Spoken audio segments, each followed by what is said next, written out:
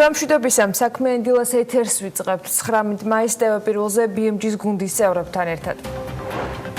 ევროპის რეკონსტრუქციისა და განვითარების ბანკი სახელმწიფოს კუთვნილ კომპანიას საქარო ნავიგაციას 10 მილიონი ევროს ფინანსურ რესურსს გამოუყოფს.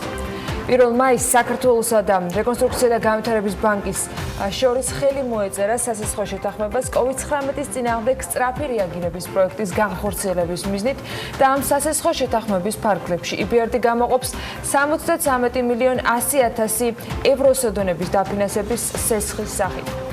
გაერო COVID-19-ის პანდემიაზე რეაგირებისათვის საქართველოს დასახმარებლად კიდევ $1 მილიონ გამოყოფს. საქართველოში გაეროს წარმომადგენლობის ინფორმაციით დაფინანსება დაეხმარება დაუცველ თემებს პანდემიასთან გამკლავებაში. აზიის განვითარების ბანკის პროექტების პროგრამების და სხვა განვითარების დახმარების დაფინანსებამ ბანკის განვითარებადი წევრებისათვის აზიასა და ოკეანეთში 2019 წელს 33 მილიარდ 740 მილიონი დოლარი შეადგინა, რაც ხაზს უსვამს ADB-ის მხარდაჭერას რეგიონში წარმატებული მრავალმხრივი და მდგრადი განვითარებისათვის აღნიშნული არის თავად ADB-ის მიერ გავრცელებულ ინფორმაციაში. ღია კაფე-ბარების გახსნა 1 ივლისიდან შეიძლება ხელმისაწვდომი იყოს, თუმცა არ არის გამორიცხული ეპიდემიოლოგიური სიტუაციის გათვალისწინებით ეს თარიღი გადაიხედოს. სავარაუდოდ კაფე-ბარების და რესტორნების მეპატრონეებს სივრცეების მოსაწყობად გადანაწილება მოუწევთ. წინასწარი ინფორმაციით მაგიდებს შორის დისტანცია 2 მეტრი უნდა იყოს. ერთ მაგიდასთან კი არ უნდა იჯდეს 6 ადამიანზე მეტი.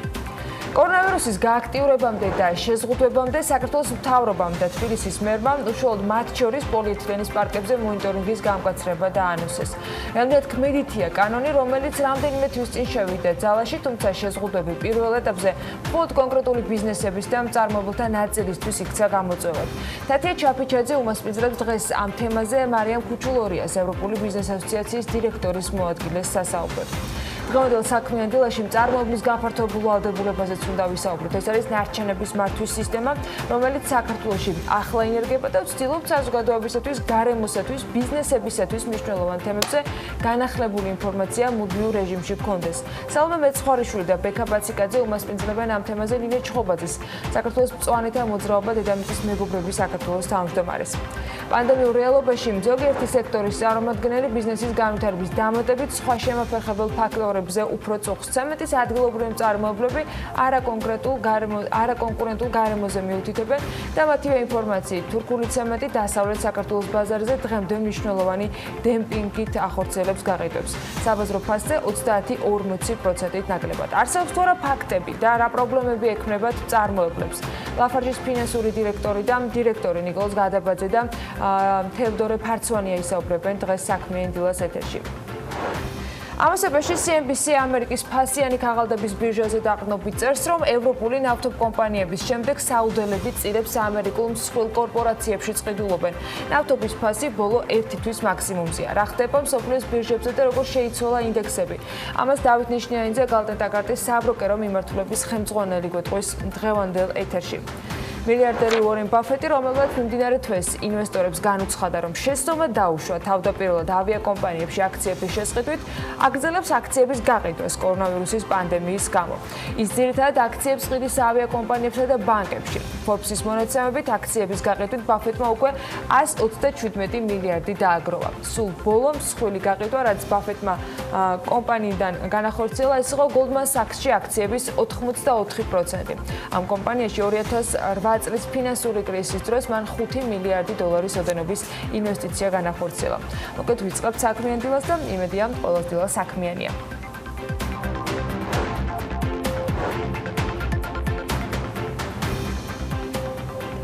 დილამშვიდობისა, ეს საქმიანი დილა, მე ანა ლაპტეშვილი გახლავართ გიორგი საკაძესთან ერთად. მომდევნო 3 საათნახევრის განმავლობაში საინტერესო ამბებს სტუმრებს და თემებს გაგეზიარებთ. ეს 19 მაისი, ყველას მოგესალმებით. მიხარია რომ თქვენი დილა ჩვენთან ერთად საქმიანია. ეხლა მთელი მსოფლიოს ყურადღება გადართულია ეკონომიკის აღდგენის პროცესებზე. მსხვილი საშუალო მცირე ზომის კომპანიები, საწარმოები ყველა ელოდებიან ეკონომიკური შეზღუდვების ნაწილობრივ ან სრულ მოხსნას და ნაწილი შეზღუდვების ცალკეულ ქვეყნებში კიდეც უკვე დაფიქსირდა, შემსუბუქდა და პროცესი გრძელდება. ეს კვირა ამ მხრივ შედარებით ნაკლებად აქტიური იქნება, წინა კვირასთან შედარებით, გუშინ მიმოხილვაც გავაკეთეთ ქვეყნების თანდართვით, თუმცა ამ კვირაში ის ნელ-ნელა დაიწყება რიცხვებში და უფრო ციფრებში იმის გამორკვევა, თუ რა ზიანი მიადგა ქვეყნებს პანდემიის გამო.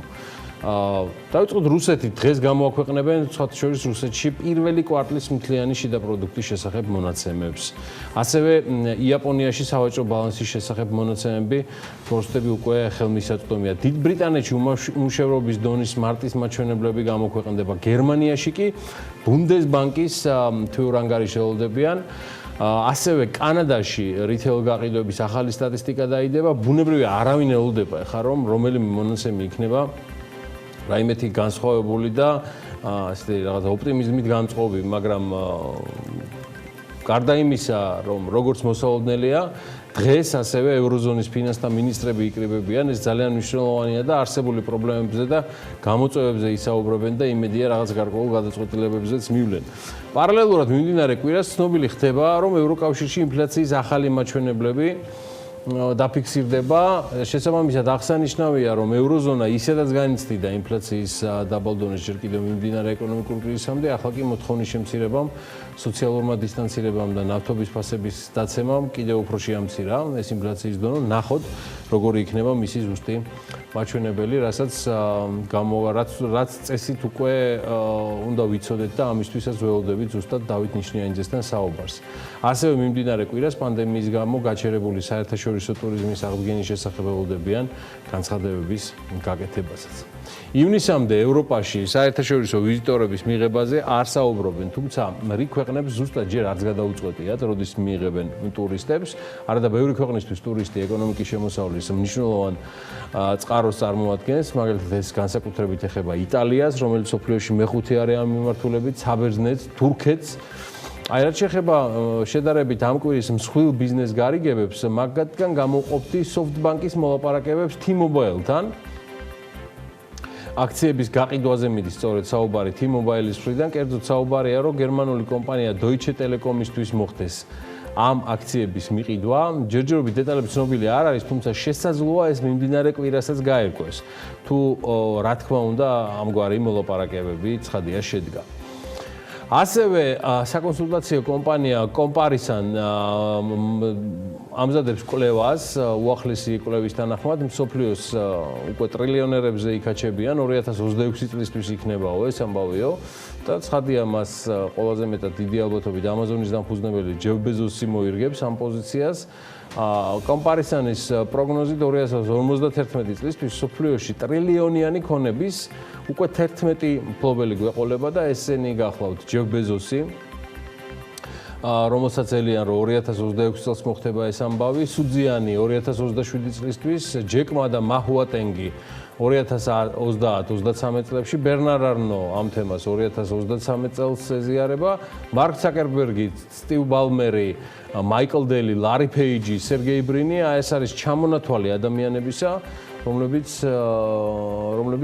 ტრილიონერები დიდი ალბათობით გახდებიან უახლოესი 20-30 წლის განმავლობაში. კვლევის ავტორებმა Forbes-ის მილიარდერთა სიიდან მხოლოდ 25 მილიარდერის შანსები გამოიკვლიეს და დაადგინეს, რომ 2051 წლამდე მათგან მხოლოდ 11-ს აქვს რეალური შანსი გახდნენ ტრილიონერები და ეს კვლევის ავტორებმა დაამუშავეს ბოლო 5 წლის მონაცემები, რათა გამოეთვალათ საშუალოდ რამდენი პროცენტით იზრდებოდა მილიარდერთა ქონება ყოველწლიურად და ამის შემდეგ კი შეიმუშავეს საპროგნოზო გათვლები თუ ვინ როდის დააგროვებს ტრილიონის ღირებულების ქონებას. კარგი, ამასობაში კიდევ ერთ ნასყიდობაზე მიდის საუბარი, ცნობილი პლატფორმა Giphy, ვიცი რომ ის ძალიან პოპულარულია. დიდი ალბათობით ის უკვე Facebook-მა შეიძინა და კომპანიის გუნდი უკვე Instagram-საც შეუერთდა.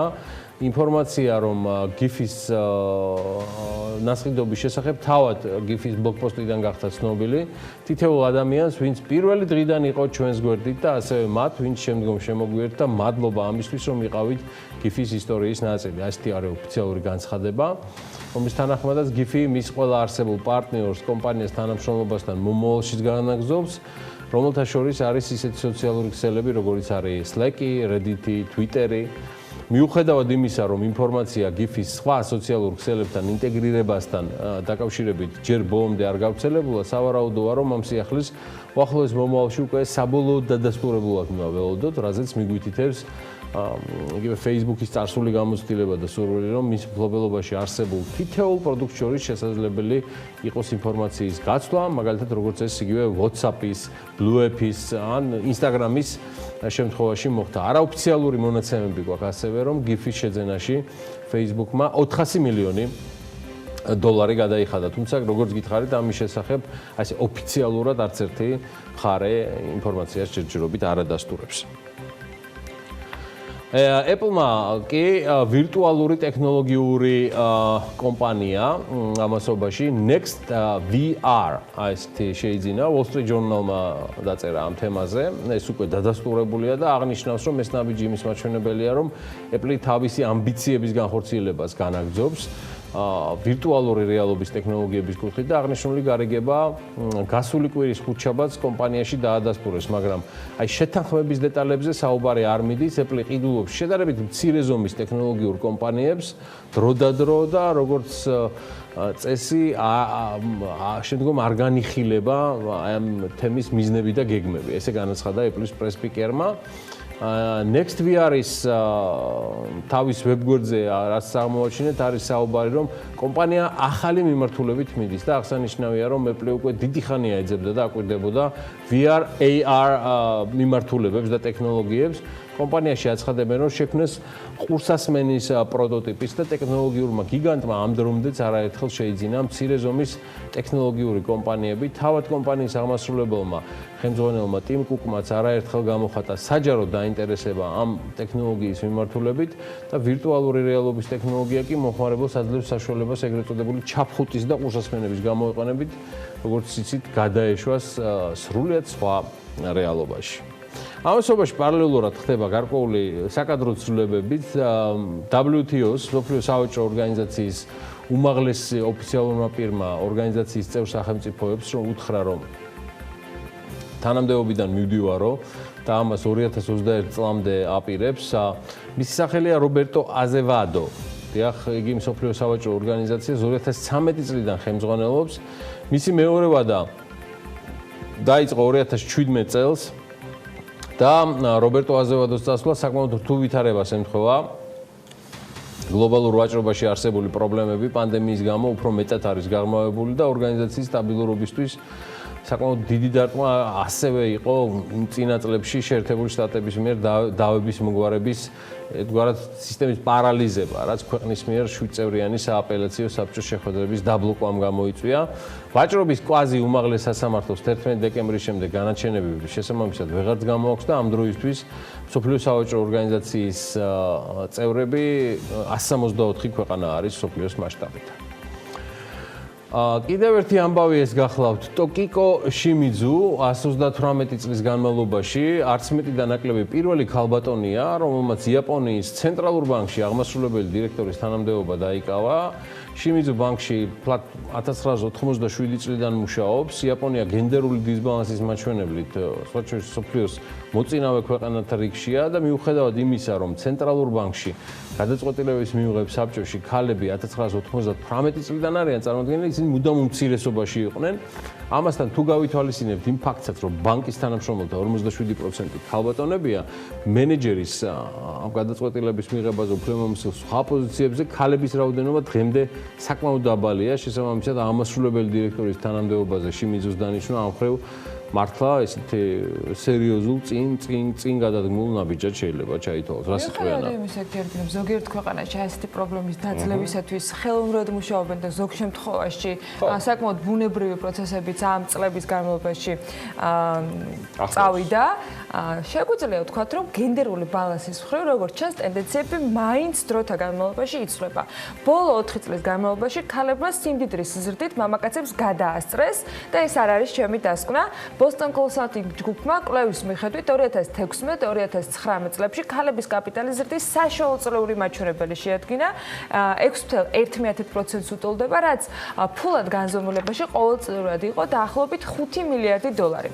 ეს კვლევის ავტორები პროგნოზირებენ, რომ 2020-დან 2023 წლამდე პერიოდში ქალების ქონების ზრდის ტემპი დაახლოებით იქნება 7.2%. ამავე პერიოდში მამაკაცების საკუთრებაში არსებული კაპიტალის ზრდის ტემპი 4 4.15%-დან 5.2%-მდე იქნება. ანუ ქალების ქონება უფრო სწრაფად გაიზრდებაო მომდევნო 3 წლის განმავლობაშიც. ისიც აუცილებლად უნდა ვთქვათ, რომ ანალიზი მომზადდა კორონავირუსული ინფექციის COVID-19-ის დაწყებამდე. BCG-ის ანალიტიკოსების შეფასებით 2019 წლის ბოლოს ქალები ფლობდნენ 70 ტრილიონ ამერიკულ დოლარს, ანუ გლობალური მთლიანი კაპიტალის 32%-ს. რა თქმა უნდა, დისბალანსი ისევ რჩება, მაგრამ ჩვენ საუბრობთ უკვე ზრდის ტემპების დაჩქარებაზე. ეს არის 216 ტრილიონი ამერიკული დოლარი. ყველაზე დიდი წილი 35 ტრილიონ 400 მილიარდი დოლარი ჩრდილოეთ ამერიკაზე მოდის ქალების წილი. მეორე ადგილზე დასავლეთ ევროპა არის 14 ტრილიონ 300 მილიარდი დოლარით და მესამე ადგილზე აზია, აგერ უკვე მოხსენიებული ფაქტისგან გამომდინარეც და აზიაში 13 ტრილიონი დოლარი არის ქალების განკარგულებაში, ოღონდ აქ იაპონიის გამოკლებით, იაპონია ამ ნაწილში არ შედის.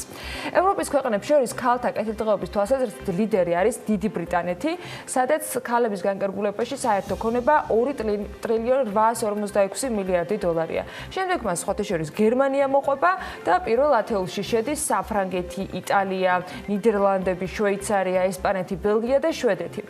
როგორც Boston Consulting ჯგუფის კვლევა აღნიშნავს, ქალთა კეთილდღეობა 3 ძირითადი ფაქტორი უწყობს ხელს, ეს არის ანაზღაურების თანასწორობა, სამეწარმეო საქმიანობა და ლიდერობის პოზიციები. მათი მნიშვნელობა სხვადასხვა რეგიონში კიდევ უფრო განსხვავებულია და ასე პირდაპირაც ვერ აღვიქვამთ თითოეულ ქვეყანაზე თუ რეგიონზე, როგორ შეიძლება ნაწილდებოდეს ეს უფლებები.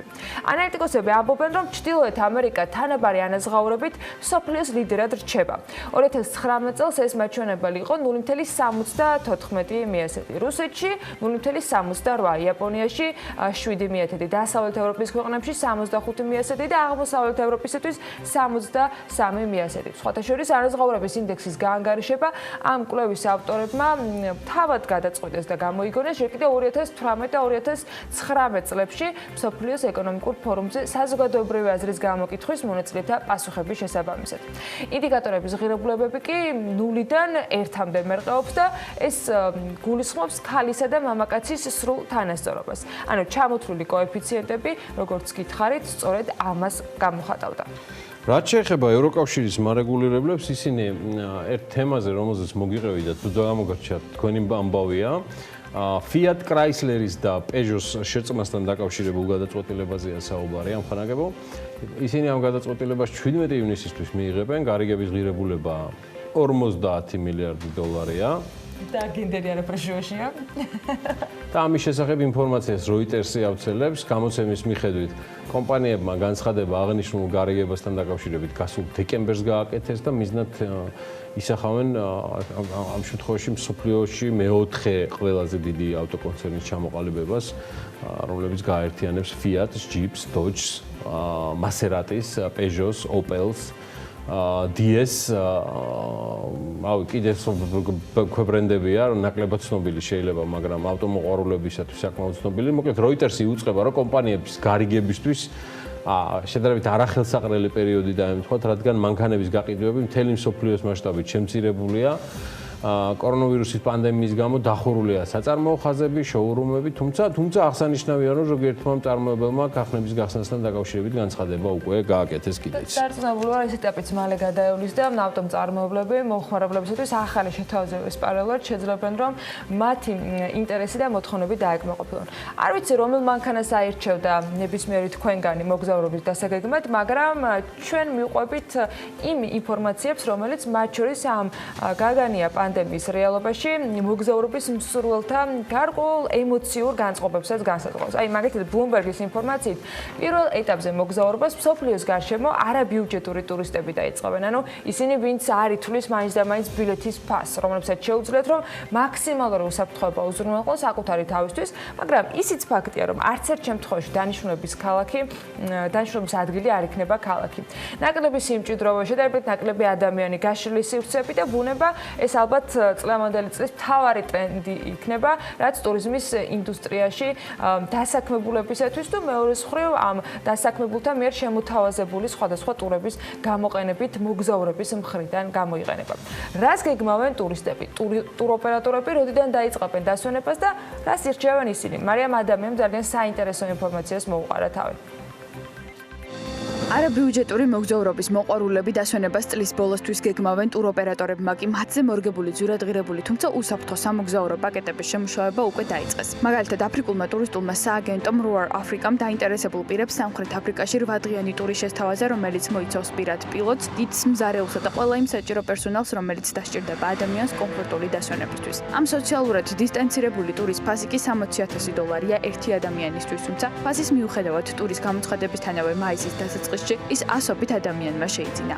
როგორც კომპანიის დირექტორი ამბობს, მსგავსი ტურის მოწყობა არ არის გამართლებული არც კომპანიისთვის, რადგან დიდ რესურსს მოითხოვს და არც მოგზაურისთვის, რადგან ძვირი ჩდება. თუმცა აფრიკული ველური ბუნებისა და მოგზაურობაზე დამოკიდებული ადამიანების უსაფრთხოების მიზნით ეს ერთადერთი სწორი გადაწყვეტილებაა ამ პერიოდში. ხოლო თავად ტური იგეგმება მხოლოდ წლის ბოლოდან, რადგან წინასწარი ვარაუდით ნოემბერ-დეკემბერში მოგზაურობა ჩვეულ რეჟიმს დაუბრუნდება, თუმცა გაძვირებული ფასებით, რასაც უსაფრთხოების ზომების გამკაცრება განაპირობებს. ანუ გამოდის, რომ რაც უფრო მეტ დოლარს დახარჯავს ადამიანი, მით უფრო უსაფრთხოდ იმოგზაურებს მსოფლიოს გარშემო. ამიტომაც ტურიზმის ინდუსტრიაში პირველი მოთხოვნა სწორედ იმ სეგმენტიდან წამოვა, რომლებსაც აქვთ კერძო თვითმფრინავით ფრენის შესაძლებლობა. ხოლო მოთხოვნა გაიზრდება ისეთ კურორტებზე, მაგალითად როგორიცაა სენტ-ვინსენტის კუნძული, რომელიც 115 ჰექტარ ფართობზე 22 კოტეჯს აერთიანებს და ყველა მათგანი წლის ბოლოსთვის დაჯავშნილია. ასევე მოთხოვნა გაიზრდება საკურორტო ზონებში კერძო ვილების დაქირავების მიმართულებით. როგორც ჩანს, ადამიანები ცდილობენ აინაზღაურონ დაკარგული გაზაფხულისა და ზაფხულის პერიოდი და მიუხედავად იმ ფაქტისა, რომ შესაძლოა კორონავირუსის მეორე ტალღა შემოbrunდეს, მაინც დაიწყეს დაგეგმა მისი. ექსპერტების შეფასებით ამ პერიოდში ტურისტების მატება და მოთხოვნა მოსალოდნელია ისლანდიაში, რადგან ის აკმაყოფილებს COVID-19-ისთვის აუცილებელ მოთხოვნებსაც და ინფრასტრუქტურასაც. ასევე გეოგრაფიული უპირატესობით სარგებლობს მალდივის კუნძულები, თუმცა ჯერჯერობით მუშაობენ უსაფრთხოების ზომების შემუშავებაზე. ასევე გაიზრდება მოთხოვნა იახტის დაქირავების მიმართულებით, რადგან ადამიანებმა დაიწყეს 14-დღიანი შვებულების დაგეგმა ოკეანეში იახტებზე. ამ ყველაფრის პარალელურად კი არიან მოგზაურები და ტურისტული სააგენტოები, რომლებიც კორონავირუსის ვაქცინამდე კატეგორიულად გამორიცხავენ მოგზაურობას, მაგრამ ასეთები უმცირესობაში არიან მსოფლიოში.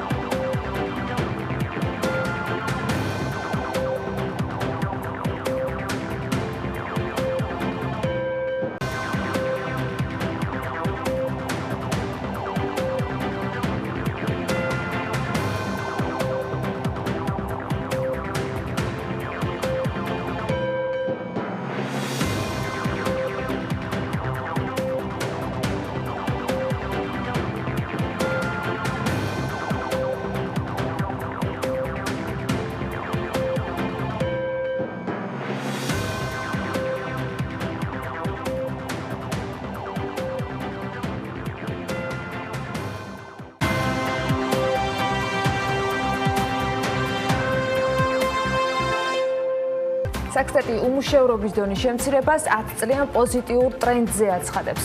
2019 წელს 1,1% პუნქტით არის შემცირებული 11,6%-მდე მონაცემი, ეკონომიკურად აქტიური მოსახლეობა შრომის უნარიანი ასაკის მოსახლეობის 62,9% იყო ამავე დროს. საკარანტინო სივრცეში ერთი მოქალაქის განთავსებისათვის სახელმწიფო დღეურად 50-60 ლარს იხდის.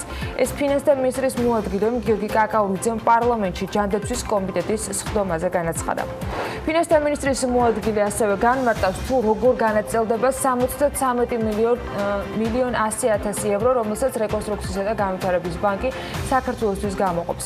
კაკაურიძემ ჯანდაცვის კომიტეტის სხდომაზე თქვა, რომ 29 მილიონი евро უშუალოდ ჯანდაცვის სისტემას მოხმარდება, ხოლო დანარჩენი სოციალურ დახმარებებზე განაწილდება. ეკონომიკის სამინისტროს ინფორმაციით, საჰაერო მიმოსვლის აღდგენაზე ბალტიის სამივე სახელმწიფოსთან მიმდინარეობს მუშაობა და კონკრეტული შედეგები უახლოეს მომავალში გახდება ცნობილი. ავტოპროდუქტების იმპორტიორთა კავშირის ინფორმაციით კი 2020 წლის aprilში თვეში საქართველოში საავიაციო ნავთის იმპორტმა შეადგინა მხოლოდ 1000 ტონა, რაც არის დაახლოებით 5000 ტონით, ანუ 83.3% ნაკლები მარტისთვის მაჩვენებელზე.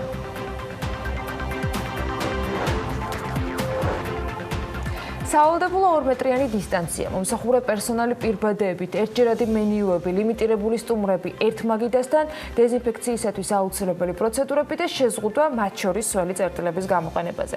ეს არის რეალობა, რომელიც ივნისიდან კაფეებისა და რესტორნების მფლობელების და მომსახურე პერსონალის გარდა სტუმრებმაც უნდა გაითვალისწინონ, მათ შორის ნებისმიერ კაფეში შესვლისას, როდესაც მათ სიცხეს გაუზომავენ. ვიდრე ოფიციალური დოკუმენტი ძალაში შევა, რომელთაც კვების ობიექტები ამ მონაცემებით ივნისიდან მუშაობის განახლება შეძლებენ, სამუშაო პროცესში გასათვალისწინებელი და აუცილებლად დასაცავი წესები სახელმწიფომ სამუშაო რეჟიმში სექტორის წარმომადგენლებთან ერთად შეადგინა. მაცნეზე დადგენილების გამოქვეყნებამდე საქართველოს გასტრონომიის ასოციაციამ, შრომის ინსპექციის, ტურიზმის ადმინისტრაციის და სურსათის ეროვნული სააგენტოს მიერ შემუშავებული უსაფრთხოების ნორმების დაცვის 23 დანერთის მთავარი საკითხები თავად გაასაჯაროვა, რომელშიც გასტრონომიული კვების დაწესებულებებში ეპიდუსაფრთხოებიდან გამომდინარე შემუშავებული გარკვეული ქცევის წესებია აღწერილი. ასევე განმარტავენ, რომ ამ წესების და გაიდლაინების მიზანი არის დამატებითი ზომების მიღება, რაც კვების ჯაჭვის მთლიანობის შენარჩუნებას და მომხმარებლებისათვის შესაბამისი და უვნებელი სურსათის მიწოდებას უზრუნველყოფს. მაგრამ როგორ მოგვიწევს წესების დაცვა? აი მოусმინოთ ანუკა ჯოხაძის გრაფიკულ მონაცემებზე. საქართველოს გასტრონომიის ასოციაცია, შრომის ინსპექციის, ტურიზმის ადმინისტრაციისა და სურსათის ეროვნული სააგენტოს მიერ შემუშავებული უსაფრთხოების ნორმებს ასაჯაროებს, რომლის მიხედვითაც ის კაფეები და ბარები, რომელთაც გარე სივრცეები აქვთ, მუშაობის განახლებას შეძლებენ. მომხმარებლებს კვების ობიექტში სტუმრობამდე მაგიდის წინასწარი დაჯავშნა მოუწევთ. მოხდება როგორც დასაქმებულთა, ისე მომხმარებელთა ყოველდღიური თერმოსკრინინგი. კაფეებმა და ბარებმა უპირატესობა უნაღდო ანგარიშწორებას უნდა მიენიჭონ. მომხმარებლებმა ადგილზე თანამშრომლების მითითებები უნდა დაიცვან. მაგიდების განლაგება 2 მეტრიანი დისტანციის დაცვით უნდა მოხდეს. იმ შემთხვევაში, თუ 2 მეტრიანი უსაფრთხო დისტანციის დაცვა შეუძლებელია, გამოყენებული უნდა იყოს დროებითი დისტანციის ბარიერი. მომხმარებელთა შორის დისტანცია უნდა იყოს არანაკლებ 1 მეტრი. თითოეულ მაგიდასთან უნდა განთავსდეს არაუმეტეს 6 მომხმარებელი. გამონაკლისის სახით შესაძლებელია ოჯახის წევრებისა და 12 წლამდე მოზარდის ერთ მაგიდასთან განთავსება. ბართან მომხმარებლების პირდაპირი კონტაქტის თავიდან აცილების მიზნით სასმელით მომსახურება უნდა მოხდეს ინდივიდუალურად. კაფეებმა უნდა გამოიყენონ ინდივიდუალური გამასპინძლების წესი. ხოლო სტუმრებს ბეჭდური ერთჯერადი მენიუ შესთავაზონ. ელექტრონული მენიუს შემთხვევაში მენიუს დაფასთან ხელების ჰიგიენური დამუშავებისთვის უნდა განთავსდეს სადიზინფექციო საშუალებები. COVID-19 პრევენციული ღონისძიებების შესახებ განცხადებები კი უნდა განთავსდეს თვალსაჩინო ადგილას. აი ამას გულისხმობთ ხოლმე, როდესაც COVID-19-დან ერთად თანაცხოვრებაზე საუბრობთ და არა მხოლოდ ჩვენ. პრინციპში საუბრობენ ეპიდემიოლოგებიც იმ რეალობაზე, რომელზეც უნდა გადავეწყოთ ყველა და ეტაპობრივად ყველა ინდუსტრიის წარმომადგენელს ახალი წესების დამკვიდრება მოუწევს, მათ შორის საკუთარ ბიზნესებში. ესენი იქნება სასტუმროებიც და ამაზე ვისაუბრებთ საქმიანი დილის ბოლო ბლოგში უკვე მაიასი და მონიძესთან ერთად. რაც შეეხება კვების ობიექტებს, მათ ხარჯები თავისთავად ამ ყველაფრიდან გამომდინარე და იმ წესებიდან შეზღუდვებიდან თუ სავალდებულო უსაფრთხოებებიდან გამომდინარე გაეზრდებათ. სტუმრების მიღება მათთვის ლიმიტირებული ხდება და ცხადია პირველი კითხვა რაც ისმის, ეს მომხმარებლისათვის ფასების ზრდის სრულად ლეგიტიმური მოლოდინია. ბიზნესების ნაწილი ამ მოლოდინს მათი სურვილის აარსების მიუხედავად, როგორც ჩანს, რაღაც პერიოდის შემდეგ მაინც გაამართლებენ. გაზრდილი ხარჯების დაკომპენსირება კი კვლავ მომხმარებლის ჯიბემ უნდა აწიოს. თუმცა იქნებიან ისეთები, რომლებიც რამდენიმე თვიანი გაჩერების შემდეგ კლიენტის უკან დასაბრუნებლად შემოსავლიდან სხვაობას მოგების ხარჯზე დაფარავენ. ანუკა ჯოხაძემ რამდენიმე სრულიად განსხვავებული ტიპის და სტილის კვების ობიექტს მიაკითხა და არსებულ ინფორმაციაზე დაყრდნობით შესასრულებელი სავალდებულო წესების დაცვით ბიზნესის სამუშაოების პერსპექტივებიც მოიკითხა.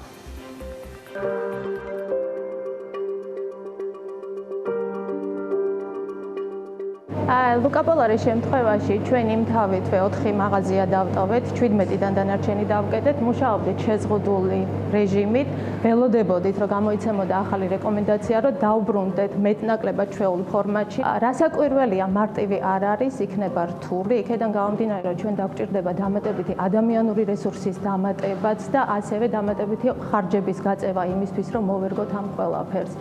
იგივე ჰიგიენის ნორმებიდან გამომდინარე, რომელიც გაასმაგებულ რეჟიმში უნდა იყოს და ასევე მასალები დაგვჭირდება, რომელსაც მანამდე არ მოიხმარდა ბიზნესი. ყველაზე რთული ჩვენთვის ჩვენ შემთხვევაში იქნება მაგიდებს შორის დისტანციის გათვალისწინება, რომელსაც რასაკვირველია გავითვალისწინებთ, თუმცა ეს იმას გულისხმობს, რომ შევძლებთ გაცილებით უფრო ნაკლები სტუმრის მომსახურებას, რომელიც რასაკვირველია პირდაპირ შემოსავლებზე აისახება. გასაგებია, რომ საწყის ეტაპზე გართულდება მონიტორინგის თვალსაზრისით, იმიტომ რომ ცოდნის გამოცდილების ნაკლებობაა, ძირითადად რესტორნებში გულისხმობ. გასაგებია ისიც, რომ ბევრი ობიექტი, რომელსაც გულისხმობ უფრო რაიონების მასშტაბით მცირე ობიექტები, მათი მონიტორინგი ცოტა გართულდება, რაც თავისთავად რისკის შემცველია ან ჩვენი დიდი კომპანიებისთვის. ყველაზე დიდი გამოწვევა ნებისმიერ შემთხვევაში დღევანდელობაში რესტორნებისთვის და კვების ობიექტებისთვის არის დისტანცირება და ჰიგიენური ნორმების დაცვა იმ პროტოკოლით, რა პროტოკოლზეც გვაქვს საუბარი. ვფიქრობ, რომ ძალიან რთული არ იქნება გარკვეული შეღავათებზე წამოვიდა სახელმწიფო და საკვების უვნებლობა, იქიდან გამომდინარე, რომ მაქსიმალურად დავიცვათ ასეთი კონტექსტში შევიდა, მაქსიმალურად დავიცვათ დისტანცია საფეხმავლო და სარესტორნო ტერასებს შორის. გასაგებია, რომ ბევრ ობიექტს არ აქვს ამისი ფუფუნება, რადგან თბილისი ვიწრო ქალაქია, მაგალითად ავიღოთ ჩარდენის ტერიტორია, ერეკლეს ქუჩა, კიდევ ბევრი სხვა მრავალი, რომელიც ფრანგულ სტილში, სიახლოვეში ჰქონდათ გაშლილი და აქედან ზრდიდნენ მათ საკუთარ შემოსავალს, მაგრამ იმასაც კარგად ხვდებით, რომ ასე ერთი ხელის მოსმით ყველაფრის ძველ რელსებზე დაბრუნება ფიზიკურად შეუძლებელია. ხარჯითი ნაწილი აუცილებლად გაგვიზრდება, მინიმუმ სადეზინფექციო საშუალებები არის საყიდელი და ეგ მაგ მხრივ გაიზრდება, მაგრამ ვეცდებით ყველანაირად თუ არ გავზადოთ ფასები, თუ არ გაგვიძვირებენ თქვა სასმლის მოწოდებას. რთული იქნება თქვა 2 მეტრის დაშორების გათვალისწინება, იმიტომ რომ ბევრი სივრცე შეიძლება არ ქონდეს, მაგრამ აუცილებლად დავიცოთ, რა თქმა უნდა. ერთი ადამიანი რეალურად დავაყენო კარებში, რომ თერმოსკრინინგი გააკეთოს, რაც რეალურად ხარჯი იქნება ნამდვილად. იმის გამო, რომ ამდენი ხანი ვიწვალი და ველოდებოდი და შემოსავალი არ ქონდა. ვზდით სამუშაო გრაფიკს, ანუ გავიხსნებით ყოველს 6-5-ზე, ახლა გავიხსნებით 5-დან, იქნება დილის 5 საათამდე და ანუ ღამით ვეცდებით, რომ კიდე ეს რაღაცნაირად გავაფართოთ ჩვენი სამუშაოისა და თქვა მეტი ხალხი, თქვა 2 სხვა ქონდეს და ის ხალხი, თქვა ვინც ვერ მუშაობდა, ის იმათაც იმუშაობდა, შემოსავალი მიიღონ. ღამის ეკონომიკა რა შვებია, მაგას ვერ ხვდები, ანუ მათი მხარდაჭერა წესით მოგზავნდა ჯერ და მე სხვას და არანაირი არავის არ ყოფილა ხარდაჭერა თუ პირიქით არ ყოფილა. მართლა ამა პირველად ველოდებოდი, იყო რა თქვა ღამის ეკონომიკიდან რამე იქნებოდა, ან შეღავათი, ან არ ვიცი, რამე. აი 0 არ გამიგია.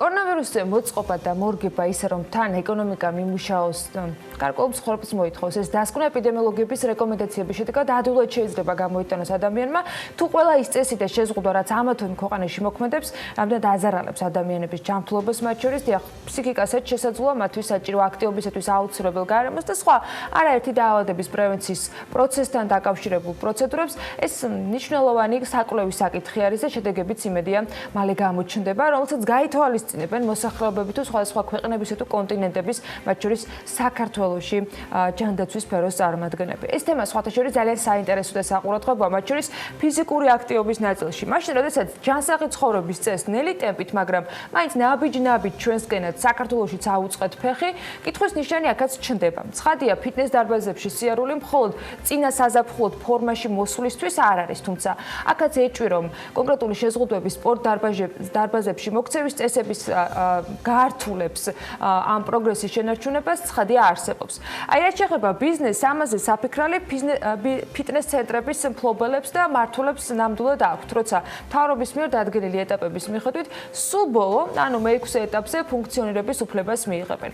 რა რეკომენდაციები უნდა დაიცვან სპორტ დარბაზების წარმომადგენლებმა? ეს ჯერ ჯანდაცვის სამინისტროსგან კონკრეტული წესების ჩამონათვალით არ ვიცით. თუმცა სხვადასხვა ქვეყნებში გარკვეული პრინციპები მაინც იდენტური რჩება. რჩება. როგორ შეძლებენ ადგილობრივად სოციალური დისტანცირების დაცვას ფიტნეს დარბაზები, როგორ მოხდება ვარჯიში ერთ სივრცეში, მათ შორის სველი წერტილების გამოყენება და არაერთი სხვა დეტალი. ამ ყველაფრის გარკვევას ნინი ლონგურაშვილი ცდილობდა ფიტნეს კლუბების წარმომადგენლებთან მოაგროვა კომენტარები და მოდით ნახოთ რას ამბობენ ისინი. ფიტნეს ცენტრები ახალი კორონავირუსის გავრცელების გამო განსაკუთრებით დიდი პრობლემის წინაშე დადგნენ, რადგან აღნიშნული სექტორისთვის გაზაფხულის პერიოდი პიკური სეზონია და ბიზნეს ამ პერიოდში ყველაზე მეტი მომხმარებელი ჰყავს. მთავრობის მიერ დადგენილი ეტაპების მიხედვით ფიტნეს ცენტრები ბოლო მე-6 ეტაპში მოხვდნენ, რაც ნიშნავს, რომ მათი გახსნა ჯერჯერობით ვერ მოხერხდება. შესაბამისად, ფიტნეს ცენტრების წარმომადგენლებს მთავრობის მხრიდან კონკრეტულად გაწერილი რეკომენდაციების გეგმაც არ მიუღიათ. ბიზნესი მოლოდინის რეჟიმშია. რამოდენიმე კვირა არის ჩვენ თვითონვე ვაკეთებთ სტრატეგიების შემუშავებას. ამაში ხელს გვიწყობს ის, რომ მაგალითად ევროპის რამოდენიმე ქვეყანაში, ისევე როგორც ამერიკის შეერთებულ შტატებში, ფიტნეს კლუბების ნაწილი უკვე გაიხსნა. მაგალითად ამერიკაში ფიტნეს კლუბების გახსნა იყო პირველ ეტაპზე გაკეთებული და შემდეგ უკვე გუბერნატორების მიხედვით იყო გადაწყვეტილება მისაღები, რომელ შტატში რომელ გუბერნატორი გახსნიდა იმ ფიტნეს კლუბს, ხო? და ამიტომ ჩვენ ვთქვათ იმ სიტუაციაში ვართ, რომ შეგვიძლია გავიზიაროთ უცხოური ფიტნეს კლუბების გამოცდილება. ფიტნეს კლუბებმა სტრატეგიების შემუშავება თავად დაიწყეს. ოქტოპუს ფიტნეს კლუბის დამფუძნებელი გიორგი ასათიანი განმარტავს, რომ ყველა ფილიალში უსაფრთხოების ნორმების დაცვისთვის სპეციალური პროტოკოლი უკვე მზადდება. ისეთები, როგორებიცაა მონიშნული ადგილები დისტანციის დასაცავად, რამდენიმე ტრენაჟორის გათიშვა, რადგან სოციალური დისტანცირება მომხმარებლებმა მარტივად მოახერხონ. ჩვენ გადავწყვიტეთ, რომ გასახდელების ნაწილში ყოველი მეორე კარატა, შესანახი კარატა გავაუქმოთ, დავბლოკოთ, ესე რომ ვთქვათ, იმისთვის, რომ სოციალური დისტანცია იყოს დაცული. რაც შეეხება უკვე თვითონ შიდა სავარჯიშო სივრცეს, აქაც იმის მიხედვით კლუბს როგორი შესაძლებლობა აქვს, უნდა გადაანაწილოს სავარჯიშო ინვენტარი იმის მიხედვით, რომ სოციალური დისტანცია იყოს შენარჩუნებული. თუ საშუალება სივრცის არ აძლევს იმის უპირატესობას, რომ გადაანაწილოს ეს სავარჯიშო აღჭურვილობა, მაშინ სასურველია, რომ მაგალითად თუ კარდიო ტრენაჟორები დგას ძალიან ახლოს ერთი მეორესთან, უბრალოდ გამორთოს ის მეორე ტრენაჟორი, ანუ ელექტროენერგიიდან და გათიშოს ის ინვენტარი, რომ დაცული იქნას სოციალური დისტანცია. სნეპ ფიტნესის ქსელის დირექტორი საქმიან დილასთან საუბარში განმარტავს, რომ მომხმარებლების მხრიდან ინტერესი დიდია. შესაბამისად, ისინი იმედოვნებენ, რომ ფიტნეს კლუბების გახსნა დაგეგმილზე ადრე მოხდება და ეს პერიოდი მათ ბიზნესს დაეხმარება, რათა კრიზისი შედარებით შეამსუბუქონ. დღეში 2-3 დავხურავთ დარბაზებს, მოხდება დეზინფექცია, ოღონდ არა ისეთი, როგორცაც ვაკეთებდით დახურვამდე, მაგრამ სპეციალური ხსნარებით მოხდება დარბაზის გასუფთავება, მოხდება დანადგარების ცოტა გადაადგილება, ასე ვთქვათ, რომ უფრო მეტი ინტერვალი იყოს ტრენაჟორებს შორის და მომხმარებლებს შორის შესაბამისად. ამას გარდა, სხვა არ ვიცით არაფერი, როგორც სალონებს მიაწოდეს ეს რეკომენდაციები, ჩვენც ისე ველოდებით მოუთმელად ველოდებით ამ რეკომენდაციებს. სპორტ დარბაზ World Class Georgia's მარკეტინგის ხელმძღვანელი ჩვენთან საუბარში ამბობს, რომ რამდენიმე ფიტნეს კლუბის მენეჯერმა პრემიერს სახელზე გაგზავნა წერილი, სადაც ის შემამსუბუქებელი პირობებია გაწერილი, რომელიც შესაძლოა, რომ გათვალისწინებული იყოს ფიტნეს სექტორისთვის. როგორც ვიცით, ფიტნეს ინდუსტრია არის ძალიან ახალი, დინამიურად მზარდი, თუმცა ახალი ინდუსტრია, რომელიც ძალიან პოპულარული გახდა, ხო, ვიცით. ვიცით ასევე, რომ რა თქმა უნდა, პანდემიამ აბსოლუტურად ყველა ინდუსტრიას დაარტყა, თუმცა ჩვენ შემთხვევაში ეს ძალიან მძიმე პირობებია, ესე ვთქვათ, რომელშიც მოგვიწევს ალბათ მუშაობა. ამიტომ ჩვენს კოლეგებთან ერთად სხვა სპორტ დარბაზ, ფიტნეს დარბაზების მენეჯმენტთან ერთად შევიკრიბეთ და დავწეროთ რაღაც თხოვნა პრემიერის აპარატის მისამართით გავუგზავნეთ. აქ არის აღნიშნული რამდენიმე ესეთი შემამსუბუქებელი პირობა, რაშიც ჩვენ სურს, რომ იქნებ შესაძლებელი იყოს, რომ ვიმუშაოთ. ამასთანავე კიდევ ძალიან მნიშვნელოვანია, რაც მინდა გავამახვილო ყურადღება, ის რაზეც თავიდან ვისაუბრეთ, ის შეზღუდვები, რაც იქნება დაწესებული. აქედან გამომდინარე, ჩვენ ასევე გვინდა რომ და მუშაობთ ამ საკითხზე, რომ ჩვენ თვითონ წერთ ამ შეზღუდვებს, რომელიც მოგცემს საშუალებას, რომ ნორმალურად ვიმუშაოთ, რა თქმა უნდა, ყველა ნორმის დაცვის.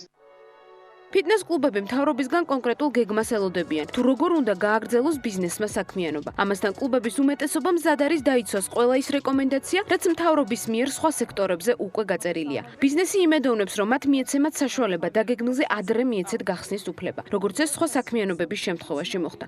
ამასთან აღსანიშნია, რომ მომხმარებლების მხრიდან ინტერესი არის მაღალი და ბიზნეს კლუბების წარმომადგენლებს აქვთ იმედი, რომ გახსნის შემთხვევაში ისინი შეძლებენ 3 თვის განმავლობაში მიღებული ზარალი მინიმუმამდე დაიყვანონ. გახსნის მოლოდინში არიან რიტეილ სექტორის წარმომადგენლებიც. ეკონომიკის ამოქმედების გეგმის მორიგ ეტაპზე გახსნისთვის სავაჭრო მოვლები ემზადებიან. მთავრობის წარმომადგენლებთან რამდენიმე რაუნდიანი შეხვედრების შემდეგ ვიცით, რომ რეგულაციების ნუსხა არსებობს, რომელიც მოლებმა, მათმა მეიჯორ მაღაზიებმა და თავად მომხმარებელმა სავალდებულად უნდა გაითვალისწინონ და შეასრულონ კიდეც.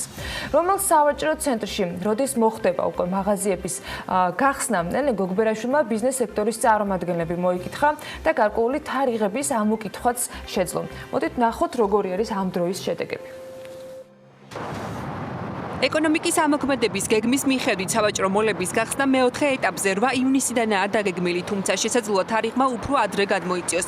სავაჭრო ცენტრების გახსნის ვადები იმაზეა დამოკიდებული, თუ რამდენად სწრაფად შეასრულებენ მოლები მთავრობის დაწესებულ რეგულაციებს.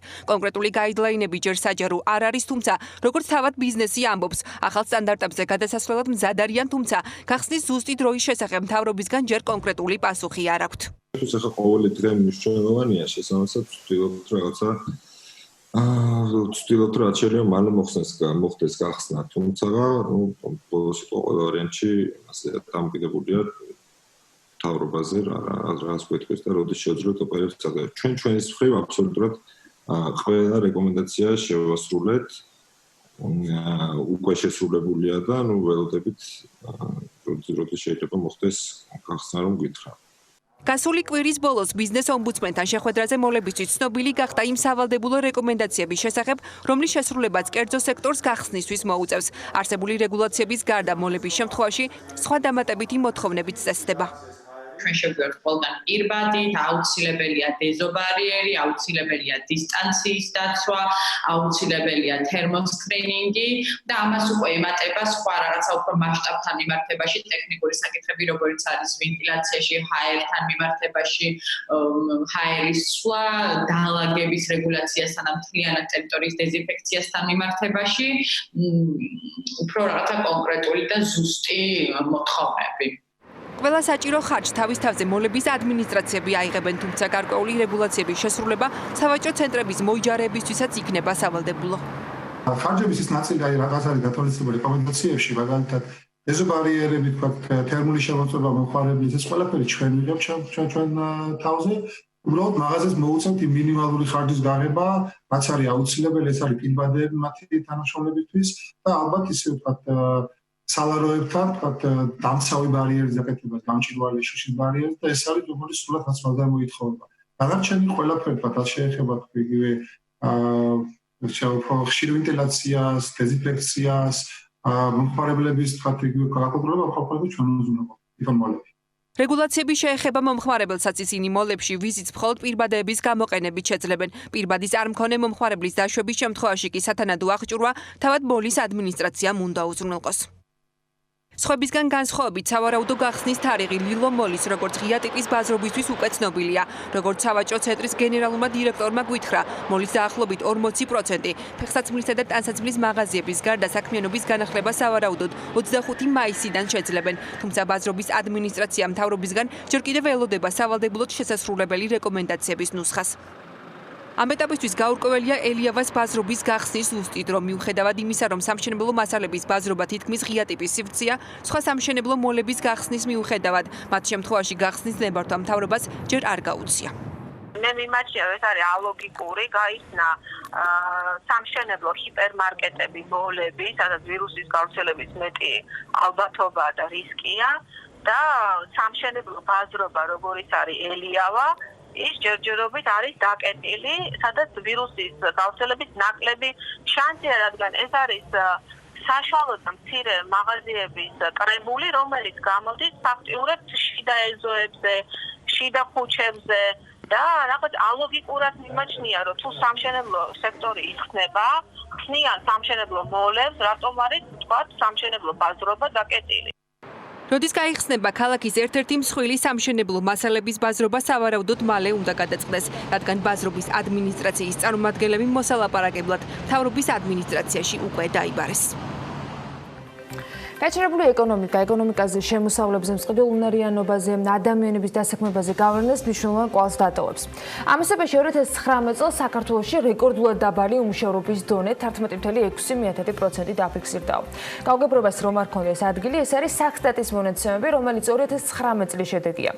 სხვათა შორის 2018 წელს უმუშევრობა იყო 12.7%, 2017-ში კი 13.9%. განახლებული ანგარიშის მიხედვით, უმუშევრობის შემცირებაზე გავლენა ქვეყანაში ეკონომიკურად აქტიური მოსახლეობის შემცირებამ იქონია და არა მაგალითად უფრო მეტი ადამიანის დასაქმება. 2019 წლის მდგომარეობით ეკონომიკურად აქტიური მოსახლეობის წილი მთლიან მოსახლეობასთან მიმართებით იყო დაახლოებით 63%, უფრო ზუსტად 62.9%. 2018-ში 63.9% იყო, ანუ 1%-ით მეტი, თითქმის 64%. ეს კი ნიშნავს, რომ უმუშევრობის შემცირების მთავარი ფაქტორი გასულ წელს იყო არა დასაქმებულთა აბსოლუტური რაოდენობის ზრდა, არამედ მოსახლეობის იმ ჯგუფის მოცულობის შემცირება, რომელთან მიმართებითაც უმუშევართა რაოდენობა იანგარიშება.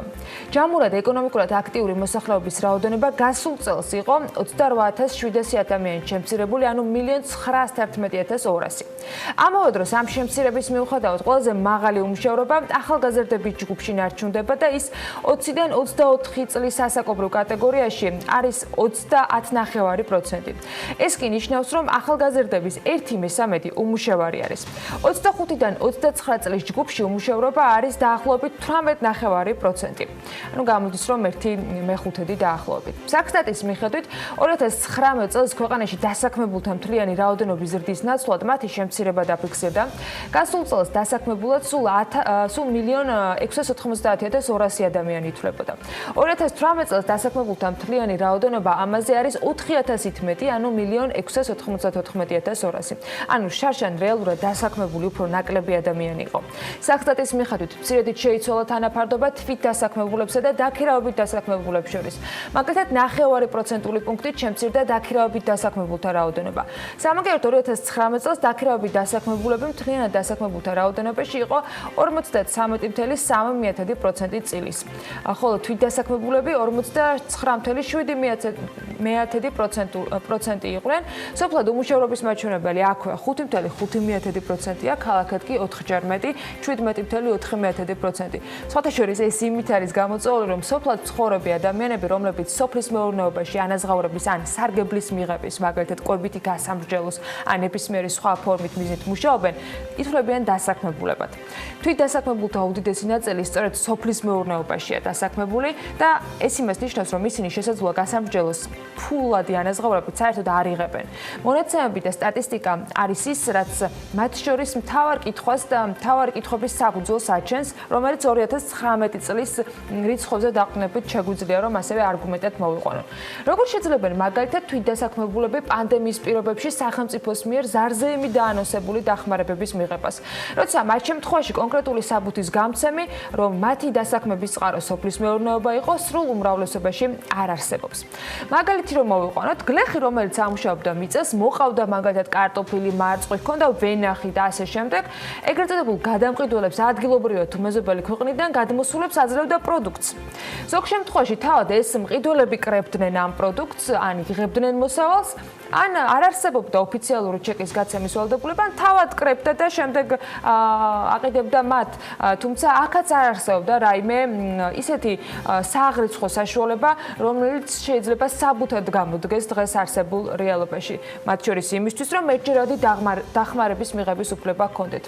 შეიძლება იკითხოთ კიდეც, რომ მათ ხომ წელსაც მოიწიეს მოსავალი და წელსაც გაყიდიანო, მაგრამ თქო ასე მარტივად არ არის საქმე. გადაადგილების პრობლემები შეიქმნა და ამჯერად დასაქმებულთა ის კატეგორიაც შეიძლება ვიგულისხმოთ, ვისაც გლეხი თუ ნახსენები გადამყიდველი მუშად ქირაობდა. ასეთი მაგალითად კახეთის შემთხვევაში უმეტესად შეიძლება იყვნენ ეგრეთ წოდებული სამეზობლოდან გადმოსული პროდუქტით მოვაჭრე მოჭრეები გასამრჯელოს ხელზე რომ იხდიან და ქირაობენ ადამიანებს იმისათვის, რომ ეს პროდუქტი სწრაფად დაიკრიფოს, ჩააწყონ საწყობებში და წაიღონ გასაყიდად. ამ რეალობაში, როცა მიმოსვლა შეზღუდულია, დიდი ალბათობით ეს სისტემა არ არის გამართული და გასული წლის მსგავსად, როგორც თავად ამ პროდუქტის მომყვანს უჭირს, რომ რეალიზაცია მოახდინოს, ასევე ძალიან უჭირთ გადაადგილება იმ ადამიანებსაც, ვისაც მუშახელად ქირაობდნენ ხოლმე იმისათვის, რომ გარკვეული დახმარება მიეღოთ მათგან და ისინი დღეში 20, 25, 30 ლარს გამოიმუშაობდნენ ამ კონკრეტული სამუშაოს შესრულების შემდეგ. და მათ არ აქვთ არანაირი საბუთი იმის, რომ დაამტკიცონ, რომ იყვნენ დასაქმებულები, თვითდასაქმებულები ან სრულად სოფლის მეურნეობაში დასაქმებულები. დღეს კი არ აქვთ იმის საშუალება, რომ მათ შორის ეს სამუშაო შეასრულონ. საქსტატის მეთოდოლოგიით დასაქმებულად ითვლება 15 წლის და უფროსი ასაკის ადამიანი, რომელიც საანგარიშო პერიოდში ასრულებდა განსაზღვრულ სამუშაოს, ხელფასის ან სხვა სახის ანაზღაურების მიღების მიზნით. ასევე პირი, რომელსაც აქვს სამუშაო ადგილი, მაგრამ სხვადასხვა მიზეზის გამო დროებით არ მუშაობს. თვითდასაქმებულად კი ითვლება მესაკუთრე, რომელიც მოგების ან ოჯახის რჩენის მიზნით ფულით ან ნატურით მუშაობს. ასევე თვითდასაქმებულად ითვლება ის ადამიანი, რომელიც ოჯახურ საწარმოში ყოველგვარი ანაზღაურების გარეშე მუშაობს და არანაირი ფულად ითქვათ სარგებელი მას არ აქვს. სამაგერად უმუშევრად ითვლება 15 წლის და უფროსი ასაკის მოქალაქე, რომელსაც გამოკითხვის დრომდე 7 დღის მანძილზე ანაზღაურების ან სხვა სარგებლის მიღების მიზნით არ შეუსრულებია არც ერთი საათი სამუშაო და ამავე დროს არსებობს ინტერესი მისი მხრიდან, რომ იყოს დასაქმებული. ეს დღეს მოქმედი მეთოდოლოგიით დათვლილი მონაცემებია. ერთი წლის შემდეგ, როდესაც წლევანდელ შედეგებს დააჯამებს საქსტატი, გაუარესებული სტატისტიკა აუცილებლად და გარდაუვლად იქნება. ეს მოსალოდნელიც იყო. თუმცა კორონავირუსის გამო გაჩერებულ ეკონომიკას, გარდა იმისა, რომ თავისი წილი ექნება, შეიცვლება რეალობას სხვა მიზეზითაც. რეალურად ახალი მეთოდოლოგიით 2020 წლიდან თვითდასაქმებულთა კატეგორიაში დასაქმებულად აღარ ჩაითვლებიან ის პირები, რომლებიც მუშაობენ მაგალითად საკუთარ მამულებში, აწარმოებენ პროდუქციას და იყენებენ მხოლოდ საკუთარი მოხმარებისათვის. ანუ არ ყიდიან და უბრალოდ ჩეკი არ ხვდება მათ ხელში. ვიდრე განახლებული კრიტერიუმი იქნება, იქამდე საწყის ეტაპზე შინამეურნეობების ინტეგრირებულ გამოკვლევას გამოეყო სამუშაო ძალის მოდელი და დამოუკიდებელი სამუშაო ძალის გამოკვლევა არის ჩამოყალიბებული გაზრდილი შერჩევის ზომით და განახლებული კითხვარით შერჩევით და დიზაინით. ეს არის საქსტატის განახლებული წლევანდელი მეთოდოლოგია. სტატისტიკას და რიცხვებშიც კიდევ რამდენიმე წუთის განმავლობაში გვექნება სასაუბრო საქმიანი დილას მაყურებლებისათვის. თუმცა ეს უკვე ბიზნესისა და ეკონომიკის სიახლეების სკოლაში და მოდით გადავხედოთ BMG-ის მომზადებულ მასალას. გაეროს COVID-19 პანდემიაზე რეაგირებისათვის 1 მილიონი ამერიკული დოლარის გამოყოფა აქვს საქართველოსთვის განზრახული. აზიის განვითარების ბანკი ამასობაში ვარაუდობს, რომ COVID-19 მსოფლიოს ზარალმა შესაძლოა 8 ტრილიონ 800 მილიარდ დოლარს მიაღწიოს. აზიის განვითარების ბანკის პროექტების, პროგრამების და სხვა განვითარების დახმარების დაფინანსებამ ბანკის განვითარებადი წევრებისათვის აზიასა და ოკეანეთში გასულ წელს 33 მილიარდ 740 მილიონი დოლარი შეადგინა.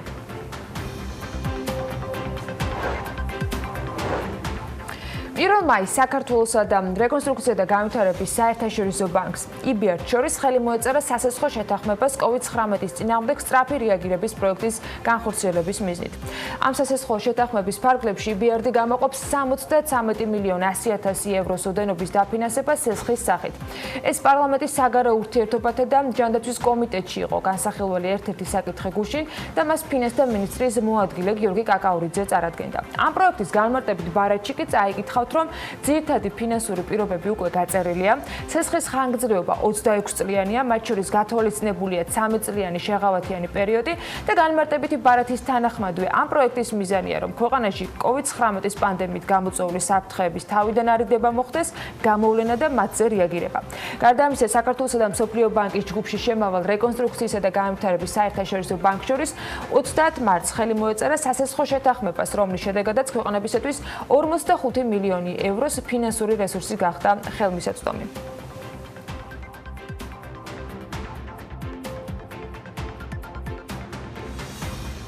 ევროპის რეკონსტრუქციისა და განვითარების ბანკი სახელმწიფოს კუთვნილ კომპანიას საქაირო ნავიგაციას ამავე დროს 10 მილიონი ევროს ფინანსურ რესურსს გამოუყოფს. ცხადია სესხის სახით.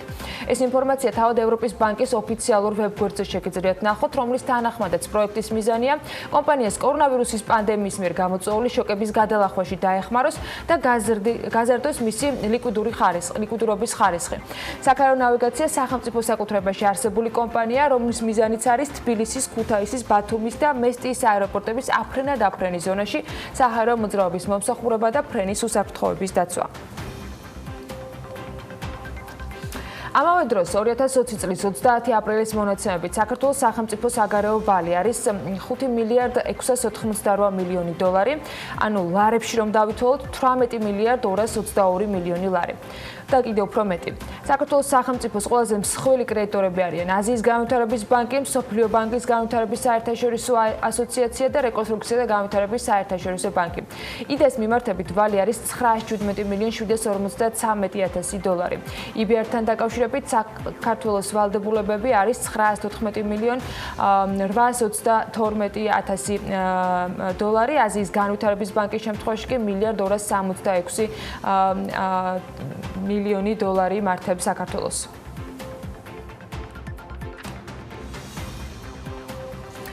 გაერო COVID-19 პანდემიაზე რეაგირებისათვის საქართველოს დასახმარებლად 1 მილიონ დოლარს გამოყოფს. საქართველოში გაეროს წარმომადგენლების ინფორმაციით დაფინანსება დაეხმარება დაუცველ თემებს პანდემიასთან გამკლავებაში. საქართველოს იმ პირველი 46 ქვეყნის ჩამონათვალშია, რომლებიც გაეროს COVID-19-თან რეაგირების და აღდგენის სატესტო ფონდის დაფინანსებით ისარგებლებენ პანდემიით გამოწვეული სოციალურ-ეკონომიკური შოკისაგან მოსახლეობის ყველაზე მოწყვლადი ჯგუფების დასაცავად. 15 მაისს სასტარტო ფონდმა გაეროს სააგენტოსთან ჯგუფს საქართველოში 1 მილიონი დოლარი გამოუყო, რომელიც სწორედ ჯანდაცვის კრიზისზე რეაგირებისა და მოწყვლადი ჯგუფების პანდემიის უარყოფითი სოციალურ-ეკონომიკურ შედეგებთან გამკლავებისთვის იქნება განკუთვნილი. აზიის განვითარების ბანკის პროექტების პროგრამის სხვა განვითარების დახმარების დაფინანსება ბანკის განვითარებადი წევრებისათვის აზიასა და ოკეანეთში გასულ წელს 33 მილიარდ 740 მილიონი დოლარი შეადგინა. ეს, როგორც ADB აღნიშნავს, არის მნიშვნელოვანი მხარდაჭერა რეგიონის წარმატებული მრავალმხრივი და მდგრადი განვითარებისათვის. თავად ADB-ს მიერ გავრცელებულ ინფორმაციაში წაიკითხავთ ამას და იქვე აღნიშნულია, რომ კმაყოფილნი არიან 2019 წლის მუშაობით და 2020 წელს უკვე არსებული შედეგები იმედის მომცემი არის ADB-ს პრეზიდენტისათვის. ის ასევე ამბობს, რომ ამ მიღწევებზე დაყრდნობით გაგრძელდება მუშაობა, რათა ახალი კორონავირუსის პანდემიასთან გამკლავებაში დროული და სათანადო დახმარება გაუწიონ წევრებს. 13 აპრილს COVID-19-ზე რეაგირებისათვის ADB-მ დაამტკიცა 20 მილიონი დოლარის პაკეტი ფართომასშტაბიანი მოქმედების და პროგრამისათვის მისი წევრი განვითარებადი ქვეყნების მიერ პანდემიის შედეგებთან გასამკლავებლად. მსოფლიო ეკონომიკამ ახალი კორონავირუსის პანდემიის შედეგად შესაძლოა 5 ტრილიონ 800 მილიარდიდან 8 ტრილიონ 800 მილიარდ დოლარამდე იზარალოს. ესეც მსოფლიოს მთლიანი შიდა პროდუქტის 6,4%-დან დაახლოებით 9,7%-მდე მერყეობს და არის აზიის განვითარების ბანკის ანგარიშით წარმოდგენილი. COVID-19-ის პოტენციური ეკონომიკური ზეგავლენის განახლებული შეფასების მიხედვით ეკონომიკურმა ზარალმა აზიასა და ოკეანეთში შესაძლოა იმერყეოს დაახლოებით ტრილიონ 700 მილიარდი დოლარიდან 2,5 ტრილიონ დოლარამდე მოცულობაში, რაც დამოკიდებული არის ვირუსის გავრცელების სწრაფ და ხანგრძლივი შეკავების სცენარებზე. ამ ანგარიშის მიხედვითვე ჩინეთის სახალხო რესპუბლიკამ შესაძლოა დაახლოებით ტრილიონ 100 მილიარდიდან ტრილიონ 600 მილიარდ დოლარამდე ზარალი ნახოს და ADB იქვე აღნიშნავს, რომ მსოფლიოს მასშტაბით მთავრობები პანდემიის წინააღმდეგ სწრაფი რეაგირებით გამოირჩეოდნენ და მიიღეს როგორც ფისკალური და სავალუტო რეგულაციების შემსუბუქების ზომები, ასევე გაზარდეს ხარჯვა ჯანდაცვის სფეროში და პირდაპირ დახმარება მოგებასა და შემოსავლებში.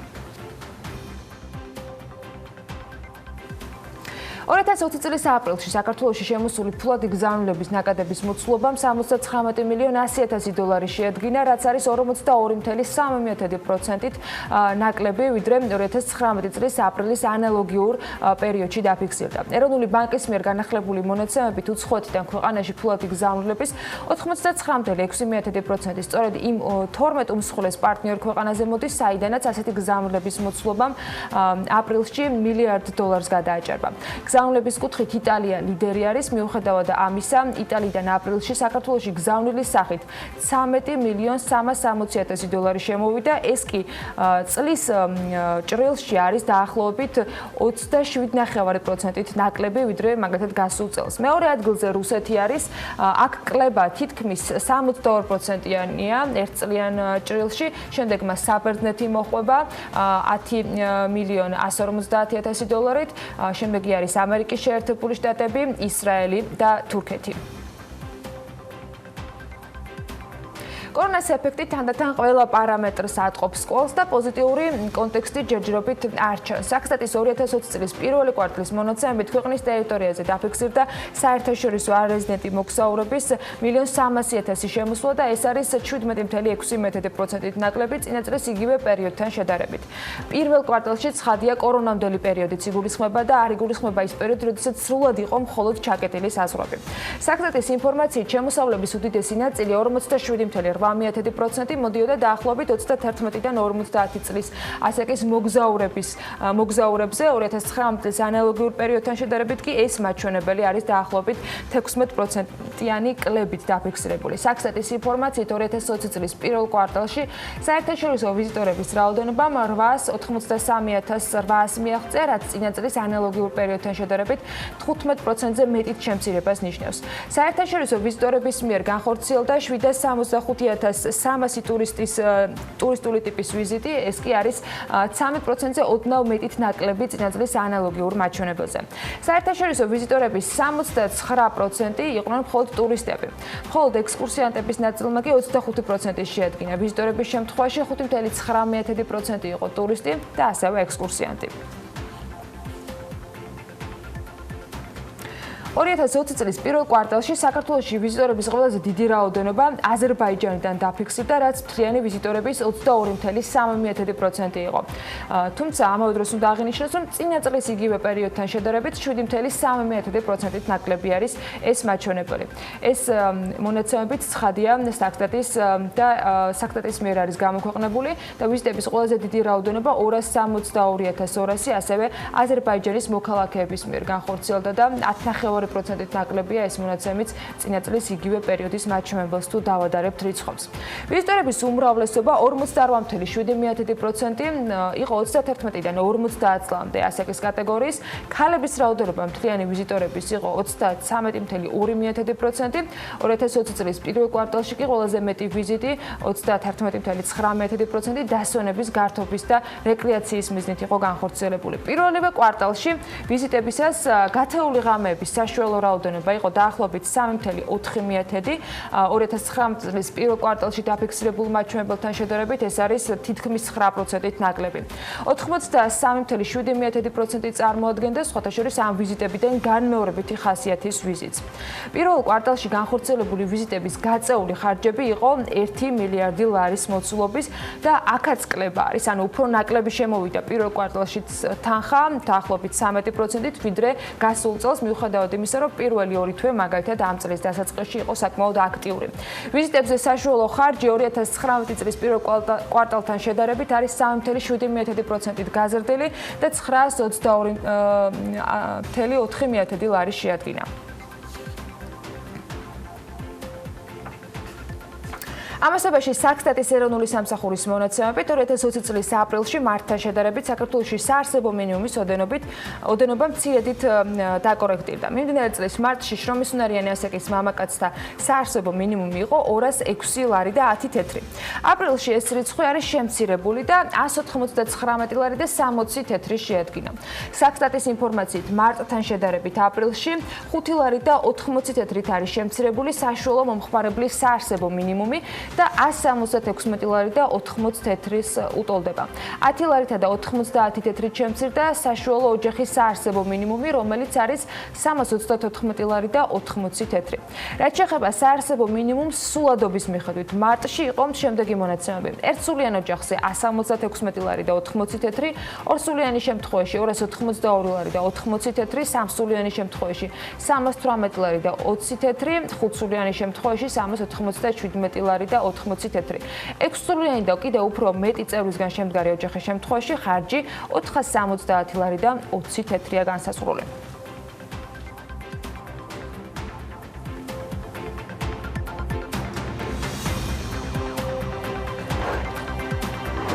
სიახლეებს კიდევ დაუბრუნდებით, თუმცა იქამდე სტუმრიანობაა საქმიანი დილის ეთერში. კორონავირუსის გააქტიურებამდე და შეზღუდვებამდე საქართველოს მთავრობამ და თბილისის მერმა უშუალოდ მათ შორის პოლიეთილენის პარკებზე მონიტორინგის გამკაცრება დაანონსეს. რამდენად ქმედითია კანონი, რომელიც რამდენიმე თვის წინ შევიდა ძალაში, თუმცა შეზღუდვები პირველ ეტაპზე მხოლოდ კონკრეტული ბიზნესების და მწარმოებელთა ნაწილისათვის იქცა გამოწვევად.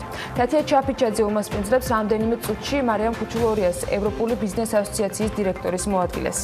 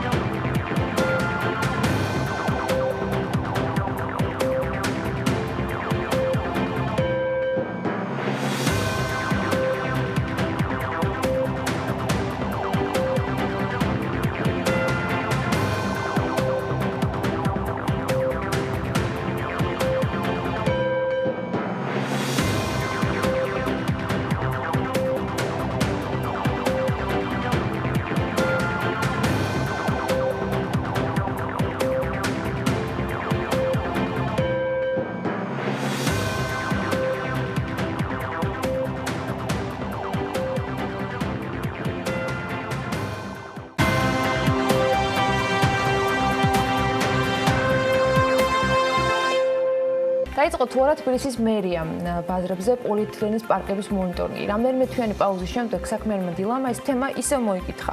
რა სიახლეები ამ მიმართულებით თემის ბოლო მიმოხილოთ, ახლა თათია ჩაფიჩაძე უნდა შემოგვიერთდეს და სტუმართან ერთად გავაგრძელებთ შემდეგ საუბარს. მშვიდობის ეროდის გაქრება ბაზრიდან პოლიეთილენის პარკები ამ კითხვაზე პასუხი სამწუხაროდ ჯერ კიდევ არ არსებობს. ამჯერად კანონის აღსრულებას ხელი კორონავირუსმა შეუშალა. მერიის მიერ 1 მარტიდან დაანონსებული შემოწმება ამ დრომდე საგანგებო მდგომარეობის გამო არ დაწყებულა. როგორც მათ მიერ ჩვენთვის გამოგზავნილ ოფიციალურ კომენტარშია ნათქვამი მონიტორინგის დაწყების თარიღის შესახებ გადაწყვეტილებას ვითარების, გამოსწორებისა და ეკონომიკის აღდგენის შემდეგ მიიღებენ, რაც მეწარმეებს წინასწარ ეცნობებად. იმის გამო, რომ კანონის შესაბამისად მონიტორინგი მუნიციპალიტეტებს აქვთ დავალებული და მუნიციპალიტეტები ამას არ დავერასრულებენ, მოხმარებაში ყველა გემოვნებაზე მორგებული პარკია. სხვათა შორის აღსანიშნავია ისიც, რომ ქსელური სუპერმარკეტების ნაწილმა ეტაპობრივად მრავალჯერადი ჩანთების გამოყენების პრაქტიკაც დანერგა, რომელიც სულ უფრო და უფრო პოპულარული ხდება. ერთ-ერთი ასეთია ევროპროდუქტების მაღაზიათა ქსელი, სადაც აცხადებენ, რომ მომხმარებლებს მხოლოდ ქაღალდის მრავალჯერადი გამოყენების პარკებს თავაზობენ, რომელიც ბიოდეგრადირებულისგან განსხვავებით სიმძიმეს უძლებს და ადვილად არ ზიანდება. გაძლების გარდა მეორე მიზეზი, რის გამოც ბიოდეგრადირებადი პარკების ნაცვლად ეგრეთ წოდებული კრაფტის ჩანთების სასარგებლოდ გაკეთდა არჩევანი, ბიოდეგრადირებადი პარკების შემოწმების მექანიზმის არარსებობას უკავშირდება. კომპანიის მარკეტინგის მენეჯერი ამბობს, რომ ლაბორატორიის არარსებობის გამო ბიოს ნამდვილობის შესახებ დაზუსტებული ინფორმაციის მოძიება რთული იყო, რაც შესაძლო დაჯერიმების რისკებსაც ზრდიდა. ვერ ვამოწმებდით რეალურად მომწოდებელი ნამდვილად ბიოპარკს მოგვიტანდა თუ არა. აქედან გამომდინარე, ჩვენ მივიღებთ გადაწყვეტილება და მთლიანად გადავედით კრაფტის მრავალჯერად ჩანთებზე, რომლებსაც ადგილობრივი მწარმოებლისგან ვიღებთ. როგორც მოგეხსენებათ, 1 მარტიდან უკვე აქტიურად უნდა დაეწყოთ შემოწმებები ქსელებში, მაგრამ დაემთხვა ეს მოვლენები, რაც არის კორონავირუსთან დაკავშირებით და მათი კეთილინება იყო ის, რომ შეწყდა შემოწმებები. მინდა ტიპის პარკს იყენებს და ხდება თუ არა მონიტორინგი ამ კითხვით ჩვენს ქვეყანაში მოქმედ მსხვილ სავაჭრო ქსელების წარმომადგენლებს კიდევ ერთხელ მიმართა, თუმცა ნაწილმა პანდემიის მიზეზით თემაზე კომენტარისაგან თავი შეიკავა. საფთიაქო ქსელების წარმომადგენლები კი აცხადებენ, რომ ისინი ახალ რეგულაციებზე კანონის ამოქმედების დღიდანვე გადავიდნენ, მაგალითად GPC-ში ამბობენ, რომ წამლისთვის და კოსმეტიკისთვის სრულად ქაღალდის პარკი, ხოლო დიდი ზომის პროდუქციისათვის ბიოდეგრადირებადი პარკები გამოიყენება. ქაღალდის პარკების შემთხვევაში მომწოდებელი ადგილობრივი კომპანიები, ხოლო ბიოდეგრადირებულების შემთხვევაში შემთხვევაში იმპორტიორი კომპანიები არიან. ადგილობრივი მწარმოებელი კომპანიების ნაწილი კი ბოლო თვეებში ვითარების შედარებით დასტაბილურობაზე საუბრობენ და ამბობენ, რომ ბაზარმა თანდათანობით კანონის შესაბამისად გადაწყობა მოახერხა. აპლასტის იურისტის მელიტა ტყაბლაძის ინფორმაციით პანდემიის დროს მომარაგება ფაქტობრივად სრულად ადგილობრივი წარმოების დახმარებით მოხდა და მოთხოვნა ბიოდეგრადირებად პარკებზე უფრო მეტად გაიზარდა. ტყაბლაძე ამბობს, რომ სახელმწიფოს მხრიდან ამ სფეროში მოღვაწე ბიზნესის მხარდაჭერა და წახალისება სამუშაო ადგილების შენარჩუნებისთვის უმნიშვნელოვანესი იქნება.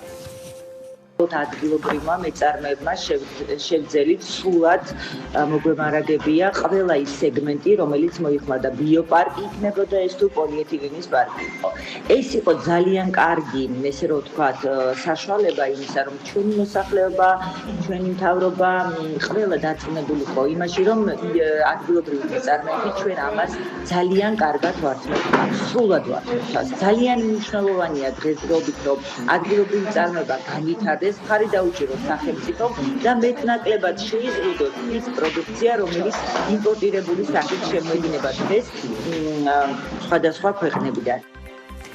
პარკების მწარმოებელ მეორე უმსხვილეს საწარმოში GVG პლასტიკი ამბობენ, რომ ვირუსის გამო წარმოების დიდი ნაწილი გაჩერებული ჰქონდათ, რის მიზეზით სამშენებლო და კვების ობიექტების შეზღუდვით მუშაობა იყო. შესაბამისად კომპანიას დასაქმებულების დათხოვნაც მოუწია, რაც შეეხება ბიოდეგრადირებად პარკებზე მოთხოვნის ზრდას და კანონის აღსრულების ნაწილს, როგორც კომპანიის დამფუძნებელმა გითხრა, ბიოპარკი მომხმარებლებისთვის ფასის გამო ამ დრომდე მიუღებელია, რაც შეეხება მის ხარისხს, კომპანიაში ირწმუნებიან, რომ ეს მსოფლიოს სხვა ქვეყნებშიც პრობლემაა და მიკრონების ზრდის შემთხვევაში კი ფასი მნიშვნელოვნად გაიზრდება და ეს მომხმარებლებს კიდევ უფრო მეტად გააღიზიანებს. დღეს ამ თემაზე სოფლის მეურნეობისა და გარემოს დაცვის სამინისტროს წარმომადგენლებთან ერთად ვაპირებდით განახლებულ მონაცემებზე საუბარს, თუმცა მათი ჩართვა გადაცემაში მათი მტკიცებით დროის უქონლობის გამო ვერ მოხერხდა, ამიტომ პირდაპირ ეთერში საუბარს ვაგრძელებთ ევროპული ბიზნეს ასოციაციის დირექტორის მოადგილესთან მარიამ ქუჩულორიასთან. მოგესალმებით მარიამ, მადლობა რომ ხართ ჩვენი სტუმარი. მინდა რომ შეფასებით დავიწყოთ და თქვენც კითხოთ, წელიწად ნახევარია უკვე ფაქტობრივად წელიწადი და 2 თვეა, რაც სრულად ამოქმედა კანონი 2019 წლის 1 აპრილიდან. როგორ აფასებთ, რამდენად მზად იყო ქვეყანა იმისთვის, რომ რეალურად ის კანონი, რაც გვაქვს ფურცელზე, რეალობაში ყოფილიყო აღსრულებული და რა არის მთავარი პრობლემა? მოგესალმებით თათია, მივესალმები მაყურებელს. დიდი მადლობა პირველ რიგში ამ თემით დაინტერესებისთვის, ამ რთულ დროს, ბიზნესისთვის რთულ დროს, რადგან ეკონომიკის მდგრადი განვითარება პანდემიის დროსაც არ უნდა დაგვავიწყდეს და ჩვენ ყველა COVID-19 დასრულების შემდეგ ისევ ამ პლანეტაზე უნდა გავაგრძელოთ ცხოვრება. არავინ დაობს იმაზე, თუ რაოდენ ზიანის მომტანია პოლიეთილენის პარკები გარემოსთვის და არც არავინ დაობს იმაზე, რომ არ არის მარტივად შესაძლებელი პოლიეთილენის პარკების მოხმარების შემცირება. თუმცა არსებობს ორი გზა რეალურად, რომელიც განვითარებულმა ქვეყნებმა გამოიყენეს. ეს არის აკრძალვა პოლიეთილენის პარკებზე, ასევე გადასახადის შემოღება. სახელმწიფომ საქართველომ აირჩია აკრძალვის შემოღება და დიდი ხანია ამაზე მიდის მსჯელობა, რომ უნდა აიკრძალოს და საბოლოოდ ეს ესე მოხდა და ძალიან ხშირად აპელირებენ იმაზე, რომ შეიძლება ეს იყოს ბიზნესის ინტერესების დამაზიანებელი. აქ კითხვა უნდა დავსვათ კონკრეტულად რომელი ბიზნესი, იმიტომ რომ რეალურად ჭკვიანი ბიზნესი, კეთილსინდისიერი ბიზნესი მის მოლოდინებს ყოველთვის უკავშირებს სახელმწიფოს რეგულაციებს და აქვს მოლოდინი, რომ ეს რეგულაციები აღსრულდება. ამიტომ რამოდენიმე კომპანიამ საქართველოში მისი ბიზნეს გეგმა, ბიზნეს მოლოდინების სტრატეგია დაუკავშირა სწორედ ამ რეგულაციების აღსრულებას და გახსნა საწარმო პოლიეთილენის შემცველი ალტერნატივის წარმოებელი ქარხანა, ასევე სახელმწიფოსგანაც აქვს შესაბამისი მხარდაჭერა მიღებული და ისინი კეთილსინდისიერად უძღვებიან მათ ბიზნესს, თუმცა აღმოჩნდნენ იმ პრობლემის წინაშე, რომ ვერ სრულდება მათი გაყიდვების გეგმა, ფინანსური დაგეგმვის და ანალიზის პრობლემა უდგებათ, სწორედ იმიტომ, რომ ის მოლოდინი, რაც მათ შეექმნათ ამ ახალი რეგულაციის მიღებით და აღსრულებით არ გამართლდა. მარიამ, ანუ საუბრობთ ქაღალდის მწარმოებელ კომპანიებზე. ამ შემთხვევაში ჩვენ ყავს ქვეყანაში ორი ტიპის საწარმოები. ერთი, რომელმაც ასევე აწარმოებს საქართველოს ფარგლებში მიიღო სესხი კანონის ამოქმედებამდე რამდენიმე თვით ადრე და მერე მათ შეეზღუდა ამ ტიპის საქმიანობა, ყოველ შემთხვევაში ოფიციალურად და ასევე ყავს მეორე კომპანია, რომელიც ასევე აწარმოებს საქართველოს ფარგლებში დაფინანსდა იმისათვის, რომ კანონის შესაბამისად ქაღალდის პარკები აწარმოებინა და ისიც ვერ ასრულებს. ანუ მივდივართ რაღაცა ანუ აქ არ დავობთ იმაზე, რომელი ბიზნესი უფრო თქვათ და მორგებულიყო და ბიზნესის პრობლემები რაში. ანუ აქ საუბრობთ იმაზე, რომ სახელმწიფო სისტემამდე მივდივართ, იმიტომ რომ მონიტორინგი არ არის. ხო, სწორად მივხვდი, რასაც ამბობთ. თუ სხვა რამეს გულისხმობთ. თათია, ნებისმიერი ახალი რეგულაცია რეალურად უნდა აღსრულდეს კანონი იმისთვის იწერება, რომ ეს უნდა შესრულდეს. ევროკავშირთან ასოცირების ხელშეკრულებიდან გამომდინარე ახალ რეგულაციას ვიღებთ, მაგრამ ეს თუ არ აღსრულდა, გამოდის, რომ ჩვენ ვერ ვასრულებთ თუნდაც ამ ასოცირების ხელშეკრულებიდან გამომდინარე ვალდებულებებს. აქედან გამომდინარე სახელმწიფოს მხარდაჭერა, თუნდაც იმისთვის, რომ გაუადვილდეს ბიზნესის წარმომადგენლებს ამ ახალი რეგულაციების შესრულება, იქნება ეს სხვადასხვა ფინანსური მხარდაჭერით, თუნდაც აწარმოეს საქართველოში, საქართველოს მიერ მხარდაჭერა, სოციალური კამპანიებით, მოქალაქეთა ცნობიერების ამაღლებით. რა თქმა უნდა, ეს უნდა მოხდეს ერთობლივად კანონის შესრულებასთან ერთად, შესაბამისი აქტივობებიც უნდა დაიგეგმოს. ჩვენი მხრივ მზადყოფნა გამოხატეთ, რომ ასოციაცია თავად ჩართულიყო ამ სოციალური კამპანიის და ამ საკომუნიკაციო პროცესში და ჩვენ ყოველთვის ხარს უჭერდით ეკონომიკის მდგრად განვითარებას, კეთილსინდისიერი ბიზნესის კეთებას და ვთვლით, რომ ამის აღსრულება ერთმნიშვნელოვნად ნამდვილად არ არის ბიზნესის ინტერესების საზიანო და პირველ რიგში სწორედ კეთილსინდისიერი ბიზნესის ინტერესები არის დასათვალიერებელი. მარიამ, რომელი უწყება ასე ვთქვათ ამ შემთხვევაში პრობლემური რამდენიმეს აქვს ეს დავალებული ხო შემოსავლების სამსახური აკონტროლებს საზღვარზე გარემოს დაცვის სამინისტროს კანონის შესაბამისად ვალდებულება აქვს საწარმოების შეამოწმოს და მერიას მუნიციპალიტეტებს აქვს ვალდებულება რომ უშუალოდ ბაზარზე არსებული სიტუაცია დაარეგულირონ. სად არის ყველაზე სუსტი რგოლი ამ შემთხვევაში და რა უნდა გაკეთებულიყო ნაბიჯ-ნაბიჯ ვთქვათ უფრო მეტი კომუნიკაცია, უფრო მეტი მარკეტინგული აქტივობები, ანუ ეს არის თქვენი გამოსავლის გზა ასე ვთქვათ ამ შექმნილ სიტუაციაში. გეთახმებით თათია, სწორედ აღნიშნეთ, რომ საკომუნიკაციო კამპანია, ცნობიერების ამაღლებისკენ მიმართული აქტივობები, თუნდაც ფინანსური მხარდაჭერა სახელმწიფოს მიერ უნდა მიმართულიყო იმისკენ, რომ ნელ-ნელა მომხდარიყო ამ რეგულაციის აღსრულებისთვის ხელშეწყობა.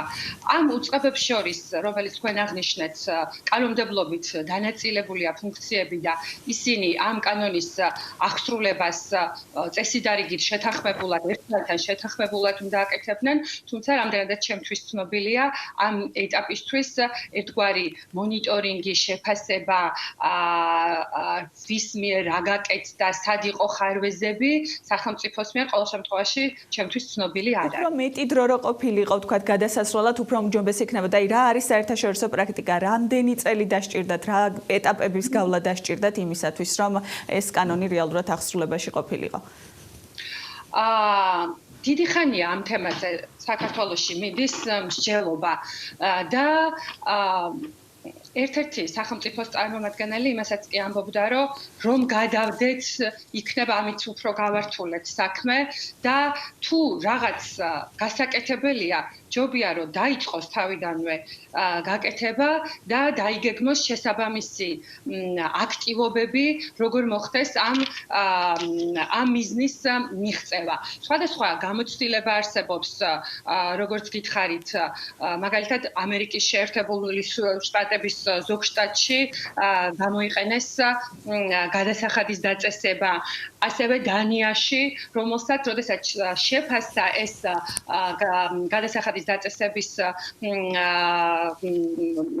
გადასახადის დაწესებით მოხდა თუ არა შემცირება, შედეგი იყო, რომ ამას მოყვა შემცირება.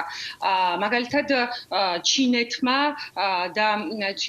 აირჩია აკრძალვის სისტემა, თუმცა იქ ესეთი აღსრულების სისტემა საკმაოდ კაცრი იყო, თუმცა ქვეყნების გამოცდილება გვიჩვენებს, რომ აღსრულების და მონიტორინგის სისტემა თუ არ მუშაობს, არც ერთი მიდგომა შეიძლება უბრალოდ კითხვის ნიშნის ქვეშ დადგეს ამ თუნდაც რეგულაციის შემოღება კითხვის ნიშნის ქვეშ დადგეს და არ გაამართლოს. მარიამ, ჩვენი რესპონდენტებიც საუბრობდნენ და არაერთხელ ლაბორატორიის არარსებობაზე, რის გამოც ფაქტობრივად ბიოდეგრადირებადის შემთხვევაშიც ვერ ხდება სრული ინფორმაციის მიღება, რამდენად აკმაყოფილებს ის კანონის შესაბამის მოთხოვნებს და რამდენად არა.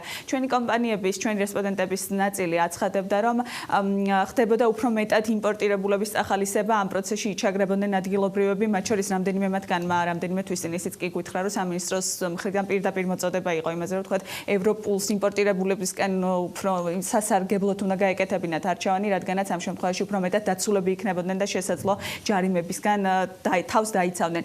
თქვენი ინფორმაციით ასეთ შემთხვევებს რამდენად ჰქონდა ადგილი და კომპანიაზე, რომელზეც საუბრობდით, რომლებმაც ასევე აწარმოეს ქაღალდის პარკები, მათ ხომ არ ქონიათ მსგავს ტიპის პრობლემა, რამდენად ახერხებენ მათი ნაწარმის მიწოდებას ბაზრისთვის?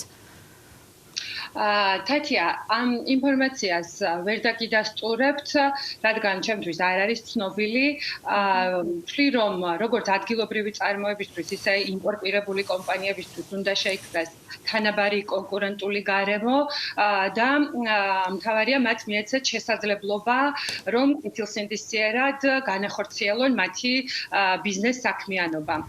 რაც შეეხება ლაბორატორიას, დიახ, აღნიშნავენ კომპანიები, რომ არის ერთგვარი პრობლემა ლაბორატორიებთან დაკავშირებული, თუმცა მეორეს მხრივ ისიც ცნობილია ჩემთვის, რომ თუნდაც შესაძლოა, რომ მაგალითად სამხარაულის ექსპერტიზის ბიურომ შეამოწმოს არის თუ არა კონკრეტული პარკები პოლიეთილენის შემცველი და ერთგვარად ამით შეუწყოთ კიდეც ხელი მათ შემცირებას. ხო, რაღაცა ნაწილზე ხდებოდა ეს ყველაფერი და ველოდებოდეთ იტალიისგან გრანტს, რომლითაც გავაკეთებით ლაბორატორიას, თუმცა ალბათ როგორც ყველაფერი ისეთ შეჩერებულია, იმით ვიქონიებ, რომ პროცესი, მონიტორინგის პროცესი რეალურად დაიწყება და მუნიციპალიტეტები მოახერხებენ საკუთარი კანონით მინჯებული უფლებამოსილების შესრულებას. ძალიან დიდი მადლობა თქვენი დროისთვის, რომ იყავით ჩვენთან ერთად. მარიამ ქუჩოლორია, ევროპული ბიზნეს ასოციაციის დირექტორის მოადგილე პასუხობდა ჩვენ შეკითხვებს.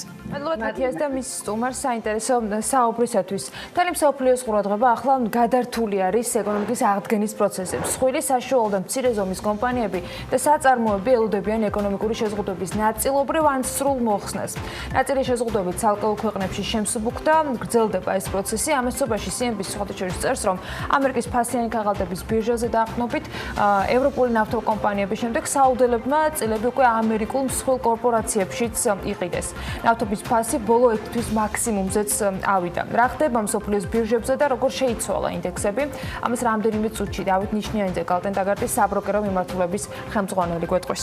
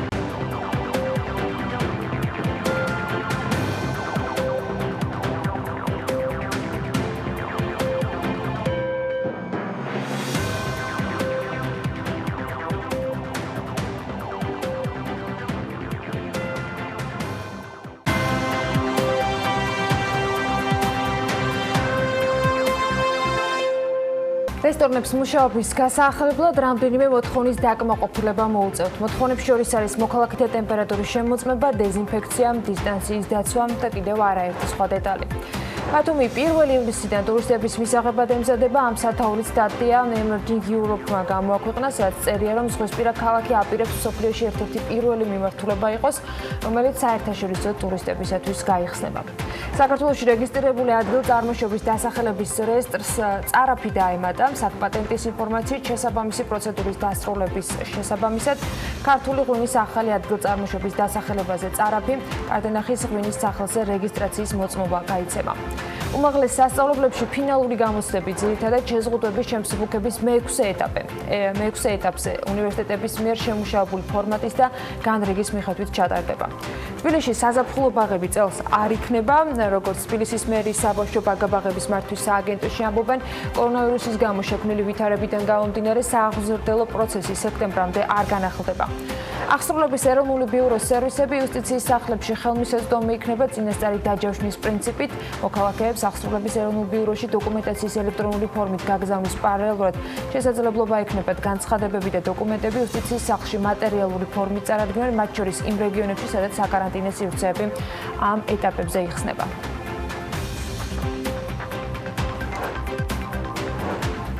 სამშენებლო სექტორისა და სამშენებლო მოლების გახსნის მიუხედავად ქალაქის ერთ-ერთი ყველაზე დიდი სამშენებლო ბაზრობა დაკეტილია.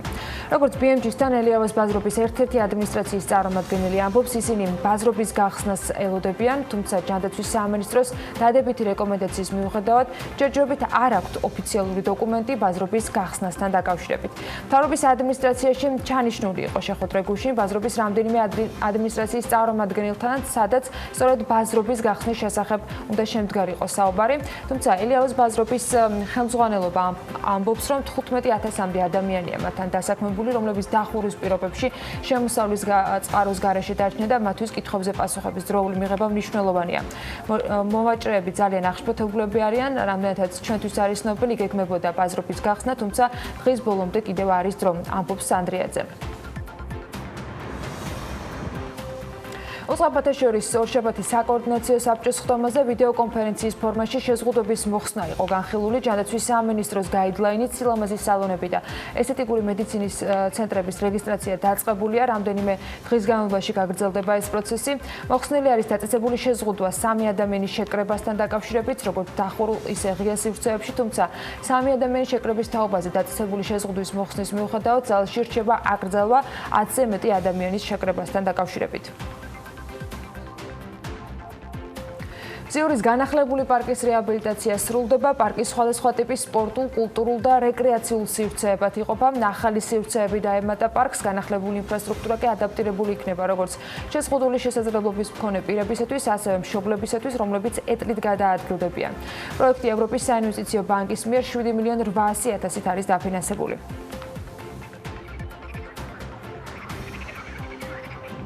თბილისის მერის მოადგილემ სოფოხუმწარიამ თანამდებობა დატოვა. მერიაში ამასთან დაკავშირებით გუშინ გვიან საღამოს დაადასტურეს ინფორმაცია და ბრძანებას ხელი კახაკალაძემ მოაწერა. თბილისის მერს ამ დროისათვის მოადგილედ მხოლოდ 5 პირი რჩება, რაც შეეხება სოფოხუმწარიას, ის არტარიაში ბრუნდება.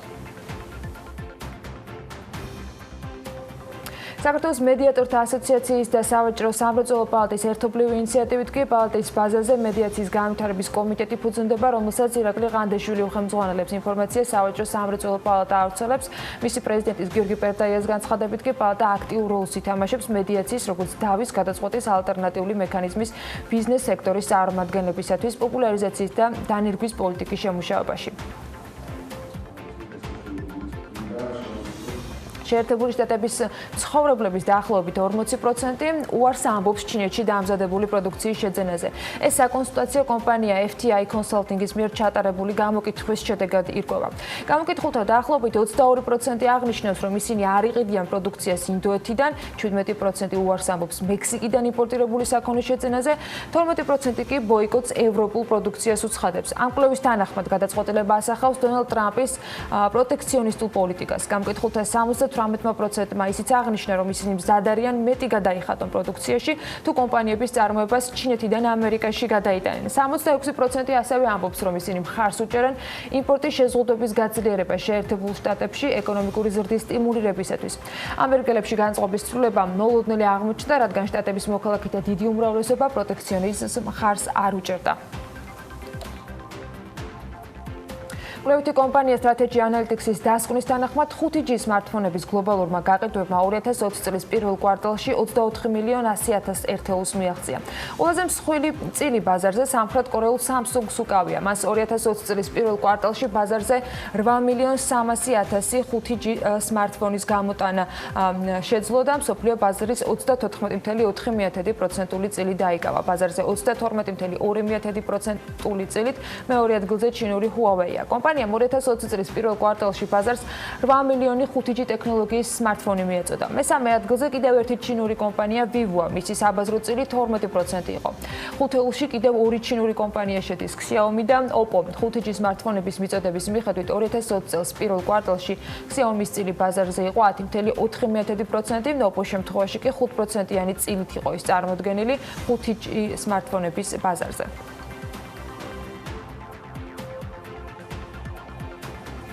CNBC ამერიკის ფასიანი ქაღალდების ბირჟაზე დაყრდნობით წერს, რომ ევროპული ნავთობ კომპანიების შემდეგ საუდელები წილებს ახლა ამერიკულ მსხვილ კორპორაციებში ყიდულობენ.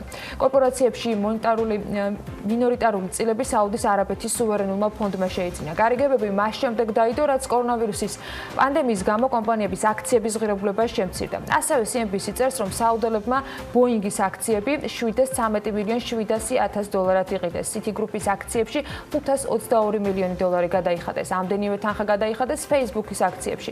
495 მილიონ 800,000 დოლარად იყიდეს აქციები ასევე Disney-ში, ხოლო 497 მილიონ 600,000 დოლარად Bank of America-ს წილი შეიძინეს. ამასთან საუდის არაბეთის სუვერენულმა ფონდმა იყიდა წილი Warren Buffett-ის Berkshire Hathaway-ში. დაახლოებით ერთი თვის წინ საუდის არაბეთის სუვერენულმა ფონდმა ნავთობის და გაზის კორპორაციების აქციები შეიძინა.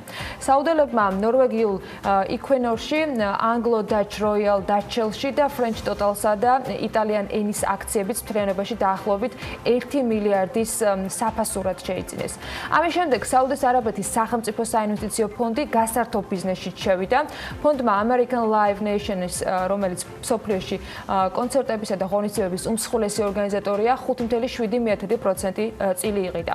ამ ინფორმაციის გავრცელებიდან მალევე სხვათა შორის ორგანიზაციის ფასიანი ქაღალდების ღირებულება 10%-ით გაიზარდა. შტატების ფასიანი ქაღალდების ბირჟის მონაცემებით საუდის არაბეთის ფონდმა ამერიკულ კომპანიაში დაახლოებით 518 მილიონი დოლარის ინვესტიცია განახორციელა. რა ხდება მსოფლიოს ბირჟებზე და როგორ შეიცვალა ინდექსები? ამას უკვე რამდენიმე წამში მოგეყვებით.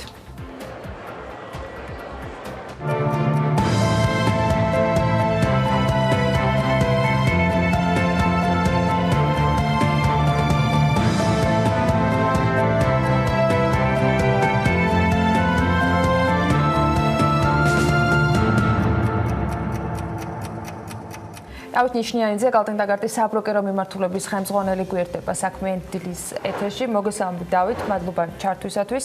ველით საინტერესო მიმოხილვას მithumetes საკმაოდ ჭრელია ის ინდექსები, რომელიც ამ კვირის ჭრილში შეგვიძლია ვნახოთ, როგორ იცვლებოდა. ოქროს ფასი იზრდება, ნავთობის ფასმაც ერთთვიანი რეკორდი დააფიქსირა, მაქსიმუმი უпростоრად. რა ხდება მსოფლიო ბირჟებზე? მოდი დავიწყოთ ამერიკის შეერთებული შტატებით. დილამშვიდობის. დილამშვიდობის გიორგი, ანა მოგესალმებით. წინა კვირას რა თქმა უნდა, როგორც აღნიშნეთ, დაფიქსირდა არაერთგვაროვანი შედეგები ზოგადად გლობალურად ინდექსებზე. ამერიკის ინდექსებს რაც შეეხება Dow Jones-ზე მოხდა შემცირება 0.8%-ის ფარგლებში, S&P-ზეც მოხდა S&P ინდექსის შემცირებაც მოხდა 0.6-71%-ის ფარგლებში, 100%-ის ფარგლებში. Nasdaq-მა განიცადა ზრდა. რა თქმა უნდა, აქვე უნდა აღინიშნოს, რომ Nasdaq-ი არის ერთადერთი ინდექსი გლობალურ ჭრილში, რომელიც აფიქსირებს ამ წლის განმავლობაში ზრდას. წინა კვირას ინდექსების შემცირება ძირითადად მოდიოდა მაინც დაბალი კაპიტალიზაციის მქონე კომპანიების ფასის შემცირებასთან, აგრეთვე შემცირება განიცადეს უზრახონებაში მოქონდა კომპანიებმა. რა თქმა უნდა, მაგათთვის უკვე რისკი დიდია და შიშის მატულობს იმასთან დაკავშირებით, რომ ვერ მოახდენენ ესე ვთქვათ ქირის მოგროვება და შემოსავლის დაგნიერებას. ფედერალურმა რეზერვმა წინა კვირას რეზერვის თავმჯდომარემ ჯერომ პაულმა წინა კვირას განაცხადა, რომ ის მოელისა ეკონომიკის ნელ ტემპში განვითარებას, რა თქმა უნდა, ეს ზოგადად ბაზარმა არ მიიღო კარგად და სამშაბათს S&P 500 დაეცა ბოლოს 3 კვირის განმავლობაში ყველაზე დაბალ ნიშნულზე. საპროცენტო განაკვეთზე, როდის წინა კვირას ჩვენც აღნიშნეთ, რომ მოლოდინი იყო, როდესაც მოლოდინი უარყოფით ნიშნულში გადასვლასთან დაკავშირებით განცხადებას გააკეთა ჯერ პავლე, თუმცა ამ შემთხვევაში მან იმედები გააუცროა, რადგანაც როგორც ვიცით 0% არის საპროცენტო განაკვეთი ამერიკის შეერთებულ შტატებში და ამაზე ქვემოთ ჩამოსვლის ასე ვთქვათ ალბათობა უკვე ნაკლები არის. ახალ ემისიებზე გაზრდილი არის მოთხოვნა შესაბამისად სახაზინო ობლიგაციებზე პროცენტული განაკვეთის შემცირება მოხდა. აგრეთვე გაჯანსაღდა მოთხოვნა მუნიციპალური ობლიგაციების ბაზარზე. წინა კვირას ილინოის შტატმა გამოუშვა მუნიციპალური ობლიგაციები, თუმცა ინტერესთა ძლიერი ინტერესის გამო ემისიის მოცულობის გაზრდა მოუწიათ. თავდაპირველად იყო 800 მილიონი, შემდეგ 850-მდე გაზარდეს და საპროცენტო განაკვეთის კორექტირებაც მოხდა. რაც შეეხება ოქროს ფასს, სწორად აღნიშნეთ და ჩვენ წინა გადაცემებში ჩატვევშიც ვამბობთ, რომ ამ კრიზისის პერიოდში, ზოგადად კრიზისის პერიოდში, ოქროს ფასს ახასიათებს ფასის ზრდა, წინა კვირას დაიხურა ის $1716-ზე და ჭრის წლის განმავლობაში გაზრდილი არის 15%-მდე. ნავთობის ფასი ჩვენ გვახსოვს წინა თვეს როგორი შედეგი იყო, როდესაც ფასი უარყოფით ნიშნულში გადავიდა, მაშინ მიზეზად ახასიათებდნენ მარაგების სიჭარბეს. იგივე მიზეზების გამო ანალიტიკოსები ვარაუდობდნენ, რომ მოხდებოდა ფასის მერყეობა ამ შემთხვევაშიც, თუმცა გუშინ 18 მაისი იყო ივნისის კონტრაქტის ვადის გასვლის თარიღი და თქვენ აღნიშნეთ კიდევაც, რომ წინა კვირას ნავთობი გაიზარდა 25%-ით, გუშინაც საკმაოდ ზრდა დააფიქსირა, თუმცა რა თქმა უნდა წლის განმავლობაში პერიოდში შემცირებული არის თითქმის 52%. $33-15 ფარგლები იყო, მე მგონი მაქსიმუმი, რაც ნავთობმა აჩვენა ამ პერიოდის განმავლობაში ბოლო დღეებში. თუ სწორად მახსოვს. რაც შეეხება ევროპის კონტინენტზე, აქ ყველა ინდექსმა აბსოლუტურად განიცადა შემცირება, მოელიან მეორე ტალღის განვითარებას და რეცესიის გახანგრძლივებას. შედეგად სტოკს 600-მა განიცადა თითქმის 3.5%-ით შემცირება. აგრეთვე შემცირდა გერმანიის DAX-ის ინდექსიც, იტალიის ყველაზე მეტად მაინც განიცადა შემცირება საფრანგეთის CAC 40-მა, რომელიც 5.25%-მდე შემცირდა. მეორე მიზეზი, რაც ამ შემცირების შეიძლება დასახელდეს იყოს თლიანი შიდა პროდუქტის კვარტალური შედეგების გამოცხადება. ევროზონის პირველი კვარტლის თლიანი შიდა პროდუქტი 2019-ის მეოთხე კვარტალთან შედარებით შემცირდა 3.8%-ით. ევროზონის 19 ქვეყანას შორის ყველაზე ცუდი და საყოველთაო შედეგი დააფიქსირა საფრანგეთმა, როდესაც მათ განიცადეს 5.8%-იანი შემცირება. შემდეგ მოდის სლოვაკეთი, ესპანეთმა 5.2%-იანი შემცირება დააფიქსირა კვარტლის განმავლობაში, აგრეთვე იტალიამ -4.7%. ევროზონის ყველაზე დიდი ეკონომიკამ გერმანიამ 2.2%-ით მოხდა მაგათი კვარტალ წლებში, ესე ვთქვათ, თლიანი შიდა პროდუქტის შემცირება. აგრეთვე ბრიტანეთშიც 2%-იანი შემცირება დაფიქსირდა, რა თქმა უნდა, ამან დაინიცირა საუბრები დახმარების პროგრამის გაზრდასთან დაკავშირებით. მოგეხსენებათ, ბრიტანეთში დახმარების პროგრამა შეადგენს 645 მილიარდ ფუნტ სტერლინგს და შესაძლოა ეს გადაიხედოს და გაიზარდოს.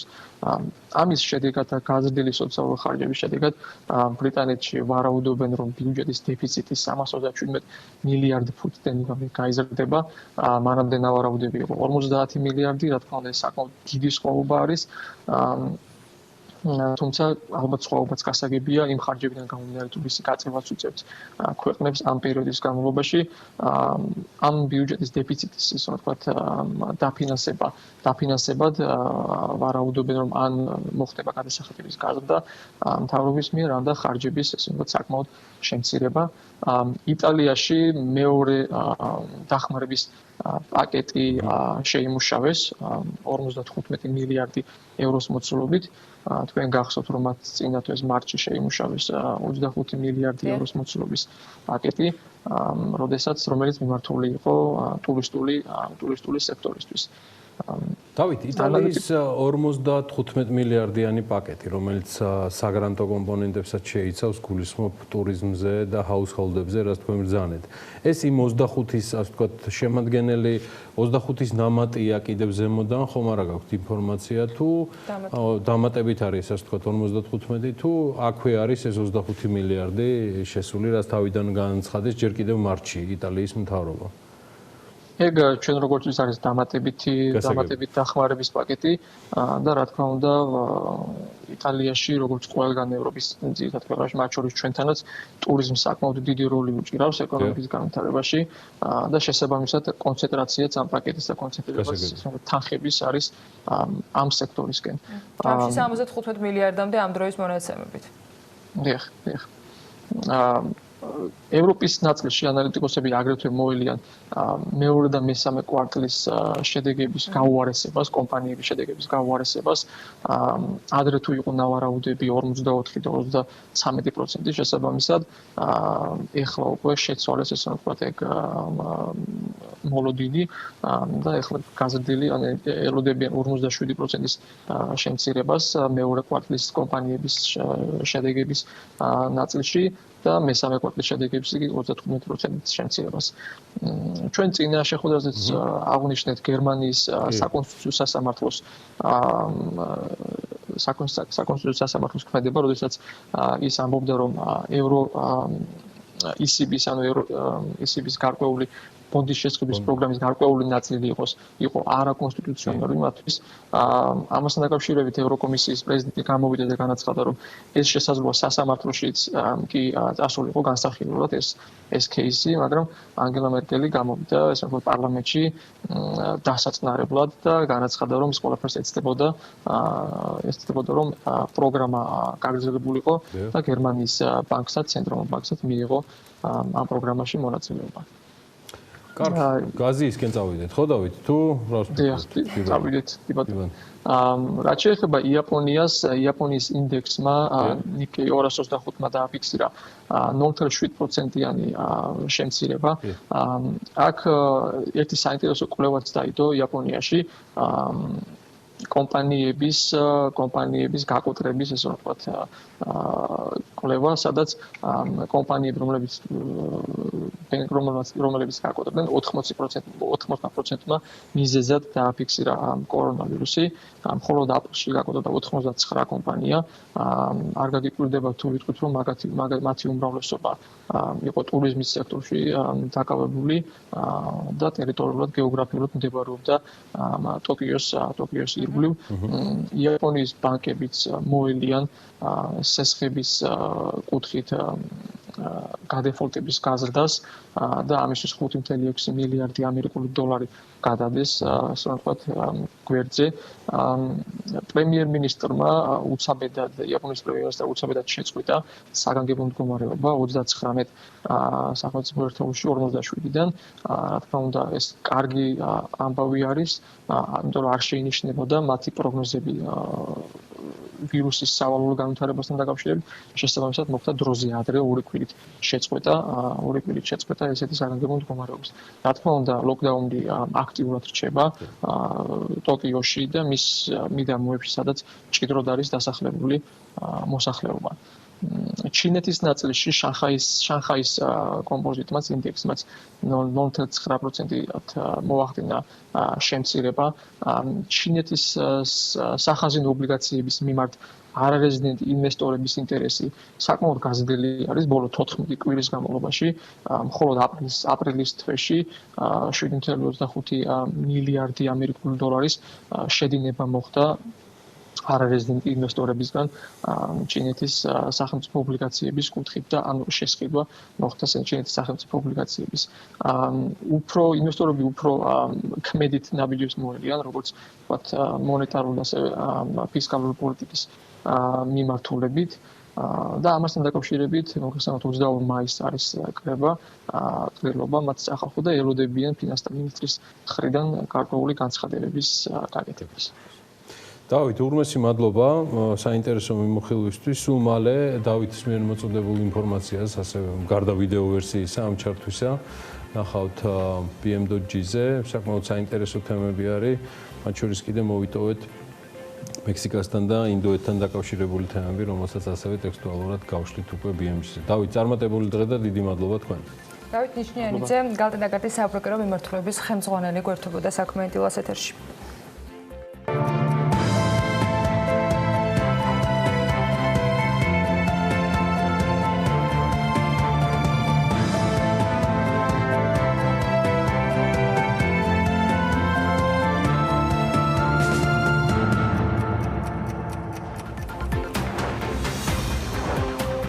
პანდემიურ რეალობაში ზოგიერთი სექტორის წარმომადგენლები ბიზნესის განვითარების დამატებით სხვა შემოფერხებელ ფაქტორებზე უფრო წუხს, ვიდრე კორონავირუსთან მათი ბრძოლა. სამეტის ადგილობრივი მწარმოებლები არაკონკურენტულ გარემოზე მიუთითებენ და ამბობენ, რომ თურქული ცემენტი დასავლეთ საქართველოს ბაზარზე მნიშვნელოვანი დემპინგით ახორციელებს გაყიდვებს, მათივე ინფორმაციით საბაზრო ფასზე 30-40%-ით ნაკლებად. არსებობს თუ არა ფაქტები და რა პრობლემები ექმნებათ მწარმოებლებს. ლაფაჟის ფინანსური დირექტორი და ამავე კომპანიის დირექტორი ნიკოლოზ გაბადაძე და შესაბამისად თევდორე ფარცვანი ისაუბრებენ საქმიანი დილას ეთერში.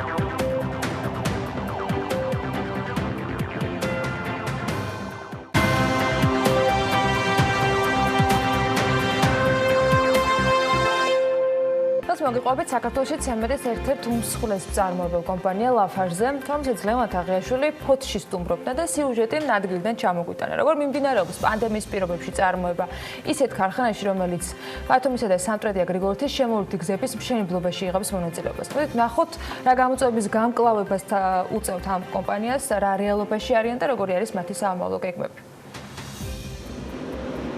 იმისთვის რომ კომპანია ლაფაჟის მუშაობა პირადად დაგოთვალიერებინა ქალაქ ფოცვეწვიეთ. ცემენტის ქარხანა, რომლის მშენებლობაც 2017 წელს დასრულდა, ახლა სრული დატვირთვით 24 საათიან რეჟიმში აგრძელებს მუშაობას.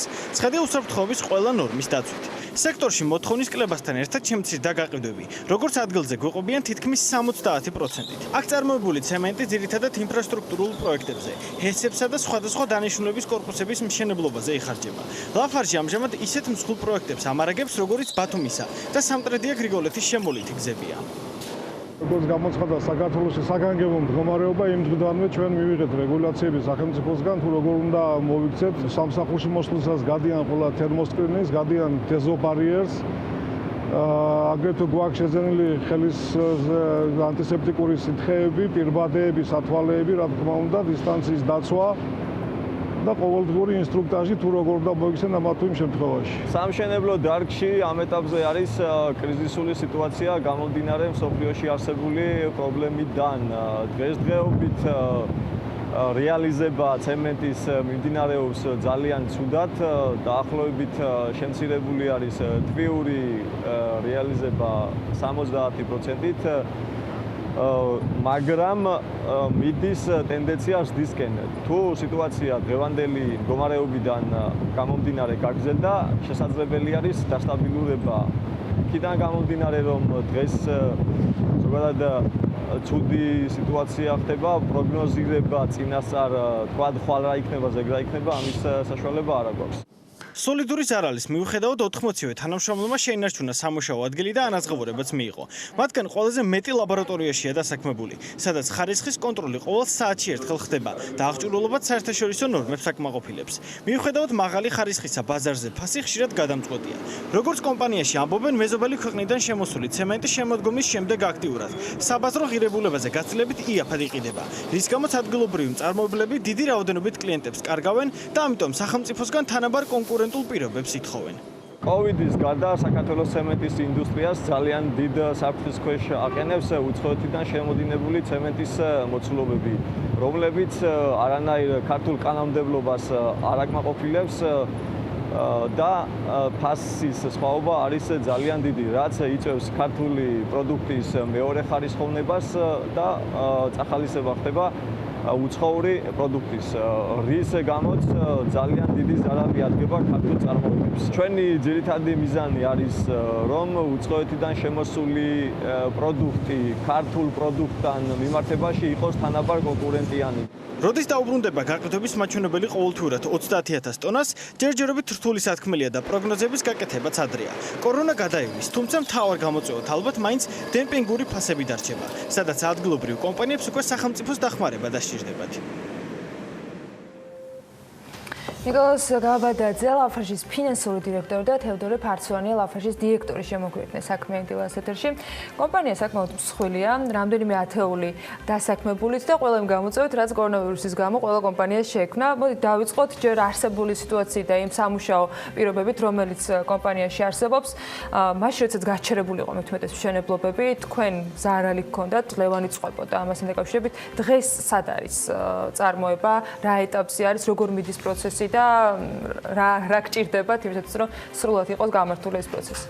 ნამდვილად ძალიან რთული პერიოდი გავიარეთ, როგორც სრულად ქვეყანამ.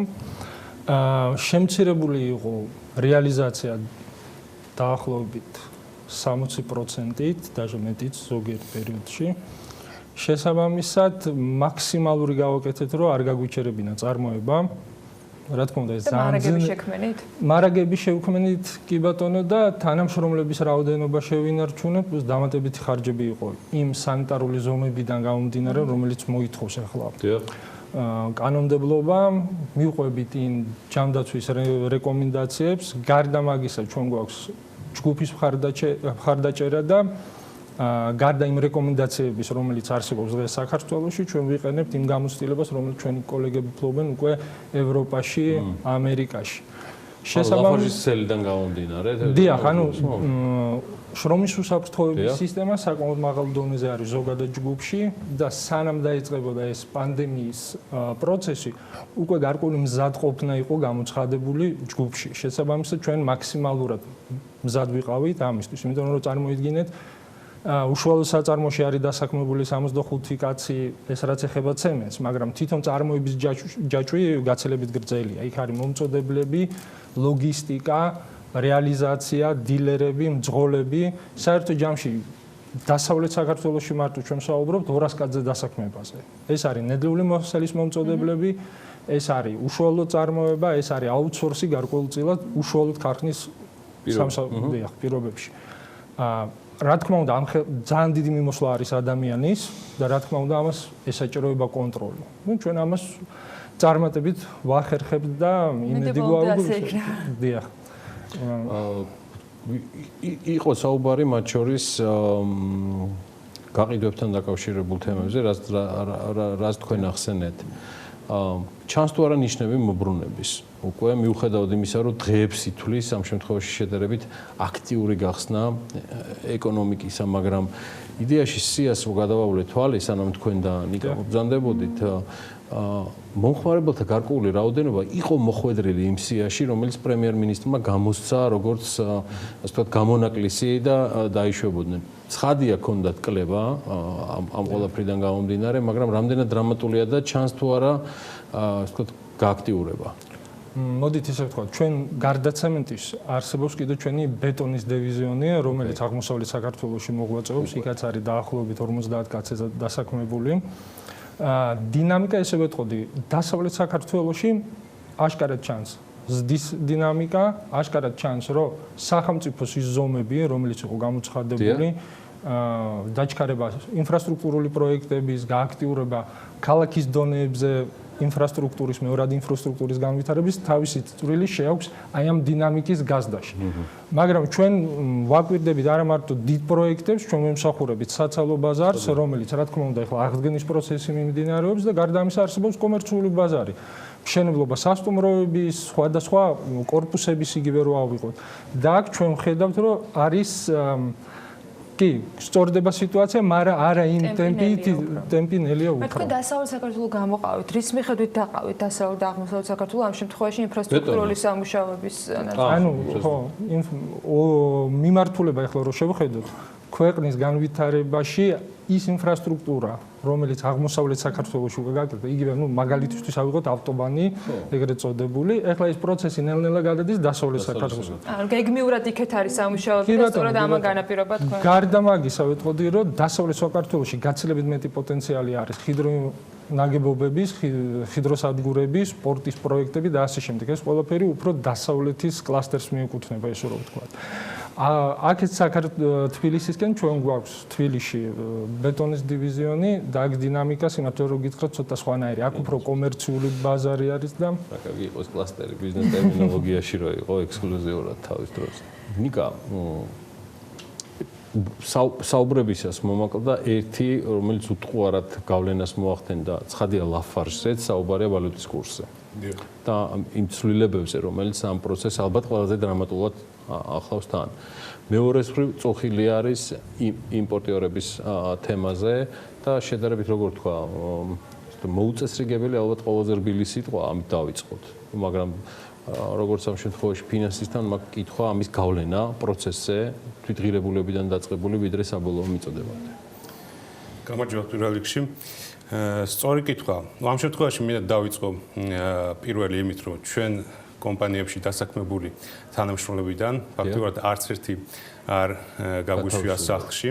ასევე მინდა ხაზგასმით აღვნიშნო, რომ არ შემცირებულა ხელფასები, რაც არის ფიქსირებული ხელფასები, სპენდების ხელფასები. იმის ფონზე, რომ პანდემიის დროს მკვეთრად შემცირდა გაყიდვები. ეს იქნებოდა კომერციული თუ სახელმწიფო პროექტები. ჩვენ ვიყავით სპეციალურ სიაში, თუმცა იქიდან გამომდინარე, რომ შემცირდა ბაზარი, მოთხოვნა, რა თქმა უნდა, ჩვენი გაყიდვებით შემცირდა. პლუს მინდა ხაზგასმით აღვნიშნო, რომ განსაკუთრებით დასავლეთ საქართველოში, აჭარაში შემოდის მეზობელი ქვეყნიდან პროდუქცია, რომელიც არ უღებს ფაქტიურად პროდუქციის უსაფრთხოებისა და თავისუფალი მიმოქცევის კოდექსის მე-12 მუხლს, რაც არის შეფუთვაზე ქართულად დატანა ინფორმაციის შიგთავსის შესახებ. ჩვენთვის განსაკუთრებულად მნიშვნელოვანია, რომ ასე ვთქვათ, სახელმწიფომ ყურადღება მიაქციოს ამ მიმართულებას, რადგან დაიცვას ქართველი მწარმოებლები. მით უმეტეს, რომ ხდება ამ კოდექსის დარღვევა. რა თქმა უნდა, ვალუტის კურსმა დაახლოებით 40-45 თეთრია დღეის მდგომარეობით გაუფასურება და აქვე მინდა აღვნიშნო, რომ ძირითადი მასალა ნედლეული არის დოლარში, რომელსაც გვაწვდის ჩვენი ჯგუფი ლაფარჯი. შესაბამისად, თვითღირებულება მკვეთრად გაიზარდა, რადგან 40-45 თეთრით გაუფასურდა ლარი დოლართან მიმართებაში, თუმცა ჩვენ ამის მიუხედავად ძირითადად ფასები არ გაგვიზრდია. ეს ნიშნავს, რომ მაგალითად ინფრასტრუქტურული პროექტები, რომელიც მოგებული აქვს სხვადასხვა კომპანიებს და თავისი ფასი აქვს შეტანილი იმ ტენდერში, თუ მოხდებოდა ამის მკვეთრად გაზრდა ცემენტის ამ შემთხვევაში, ალბათ დიდი პრობლემები შეექმნებოდათ სახელმწიფო პროექტებს. ამიტომ ერთგვარი მაშველი რგოლი ვართ ჩვენ ამ პროექტებთან მიმართებაში და მთელი ზარალი გადმოდის ჩვენს კომპანიაზე. ან დააფიქსირეთ ფასი ეგრე გამოვიდა? ფასის ფიქსირება არ გვაქვს, თუმცა ჩვენ ფასი არ გაგვიზრდია ვალუტის გაუფასურებასთან შედარებით. ნუ პრაქტიკულად გამოდის ზარალის ჩვენ თავზე ატანა. თუმცა დარღვევა, ბოდიში სანამ შემდეგ თემებზე გადავალთ, დარღვევა, რომელიც ეტიკეტზე შესაბამისი ინფორმაციის განთავსებას უნდა ითვალისწინებდეს. რის საფუძველზე, ანუ როგორ ხდება, რომ ასეთი პროდუქტი ბაზარზე ხვდება? ანუ ეს არის არა ჯეროვნად გაკონტროლებული ბაზარი, თუ არალეგალურად შემოსული პროდუქტი, თუ სხვა რაღაც მიმართულებასთან გვაქვს საქმე. მე შორს ვარ იმ აზრისგან, რომ ეს ხოს არალეგალურად, თუმცა შეიძლება ხდება შემთხვევები, როდესაც ნამდვილად იგივე ფოტოსურათები თუ ანუ თვალით გვაქვს ნანახი. ხშირია მსგავსი შემთხვევები, შეიძლება ვთქვათ, რომ ბოლო პერიოდში განსაკუთრებით ხშირია, ეს განსაკუთრებით ეხება აჭარას, როდესაც შემოდის პროდუქცია, რასაც არ აწერია ქართულად, შეგთავსის შესახებ ინფორმაცია. აქვე გამოყავდი ერთ კრიტიკულად მნიშვნელოვან ინფორმაციას. თურქეთის მთავრობა კერძოდ ეხმარება ამ ინდუსტრიას, ცემენტის ინდუსტრიას დაახლოებით 15 მილიარდი ლარით, რაც საშუალებას აძლევს ექსპორტიორებს გაცილებით დაბალი დემპინგური ფასებით შემოვიდნენ ჩვენს ბაზარზე. ეს ნიშნავს, რომ თურქეთის მთავრობის ხელშეწყობით, მაგალითად, თურქული კომპანიები შემოდიან დაბალი ფასებით, რომელსაც ეკონომიკური შინაარსი არ აქვს ამ სუბსიდიიდან გამომდინარე. ჩვენ რა თქმა უნდა, ჩვენი ქვეყნის მასშტაბიდან გამომდინარე ძალიან შორს ვართ სუბსიდიაზე ლაპარაკისგან, თუმცა ჩვენ ვითხოვთ პარიტეტს, ანუ თანაბარ პირობებს მეზობელი ქვეყნის წარმოებლებსა და საქართველოს ადგილობრივ წარმოებლებს შორის. მით უმეტეს კიდევ ერთ გავუსვავ ხაზს, რომ ქართველი წარმოებლები, როგორც არიან ჩვენ, ლაფარჯი, ჰაიდელბერგი და სხვადასხვა პატარა ქარხნები, აბსოლუტურად ვაკმაყოფილებთ ბაზრის მოთხოვნას, გვაქვს სიმძლავრეები და კვეთრის ზრდის შემთხვევაშიც კი თავისუფლად დავაკმაყოფილებთ ქართულ ბაზარს. როგორ შეიძლება რომ სახელმწიფომ შექმნას თანაბარი კონკურენტული პირობები, ანუ აკრძალოს შემოტანა, ამას გულისხმობთ, ეს კანონმდებლობით არ იქნება ალბათ დასაშვები და მისაღები და მეორე მხრივ, თუ ერთი სახელმწიფო გარკვეულ დაფინანსებას აძლევს კომპანიებს ან კონკრეტულ წარმოებას, ხელოვნურად როგორ შეიძლება გააზრდევინო ფასი, რომ ერთ თანაბარი კონკურენტული პირობები, აი სახელმწიფოს როლს ადხედავთ აქ.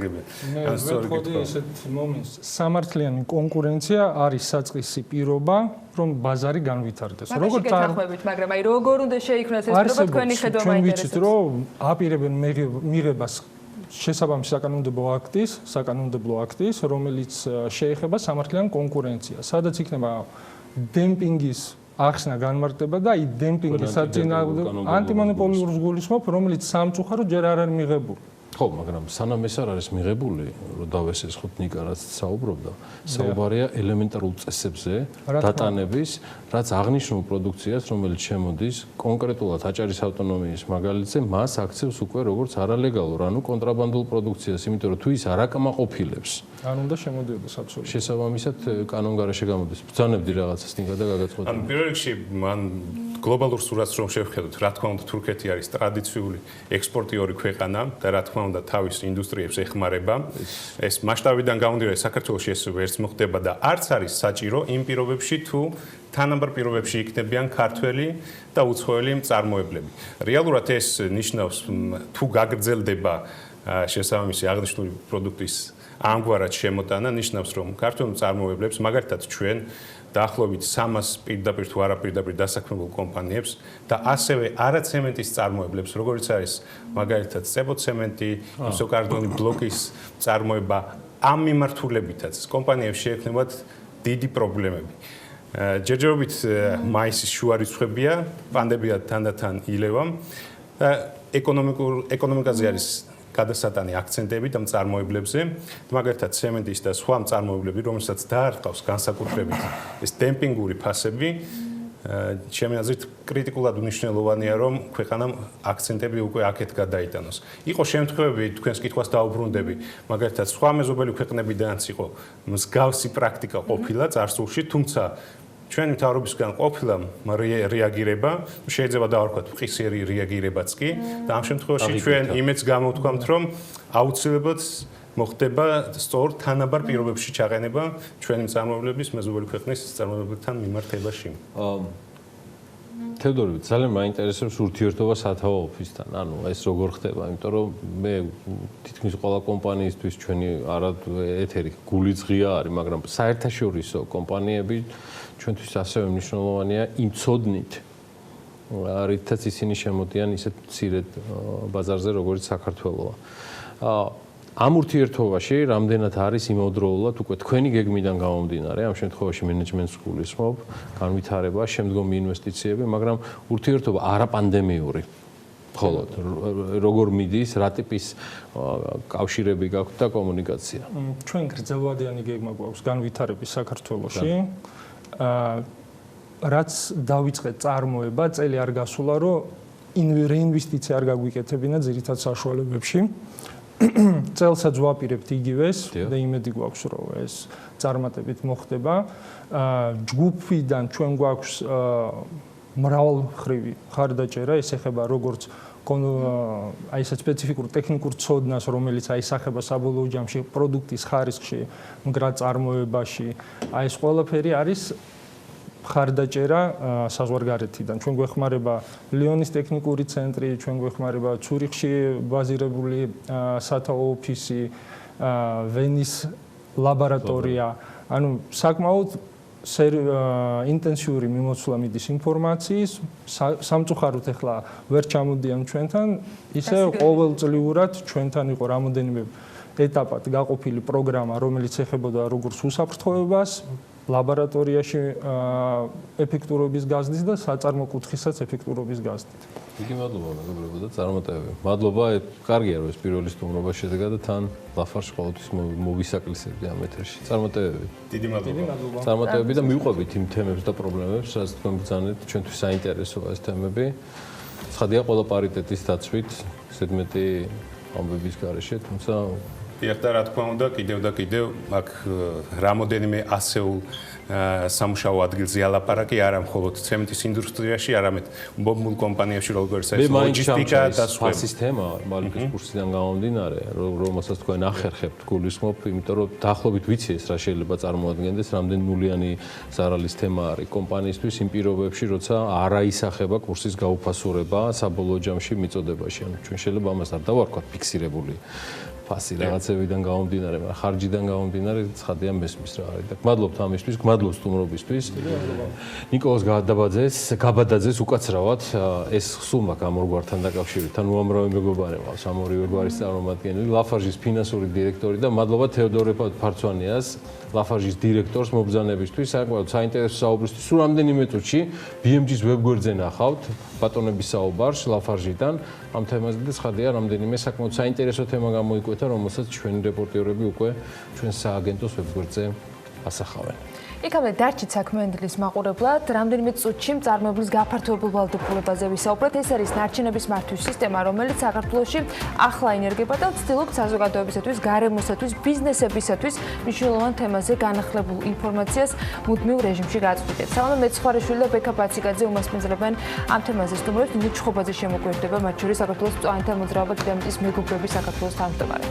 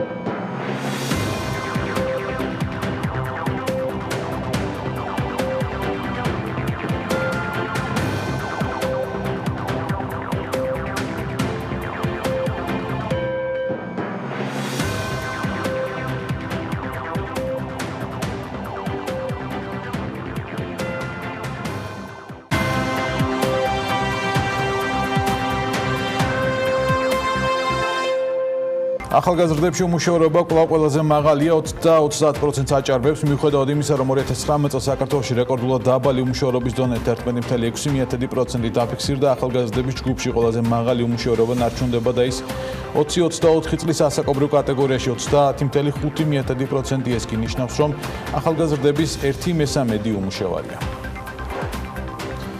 2020 წლის განმავლობაში 2019 წელთან შედარებით პირდაპირ უცხოური ინვესტიციების მოცულობა სავარაუდოდ $500 მილიონი შემცირდება და ის $770 მილიონი იქნება. ამ პროგნოზს TBC კაპიტალი აკეთებს.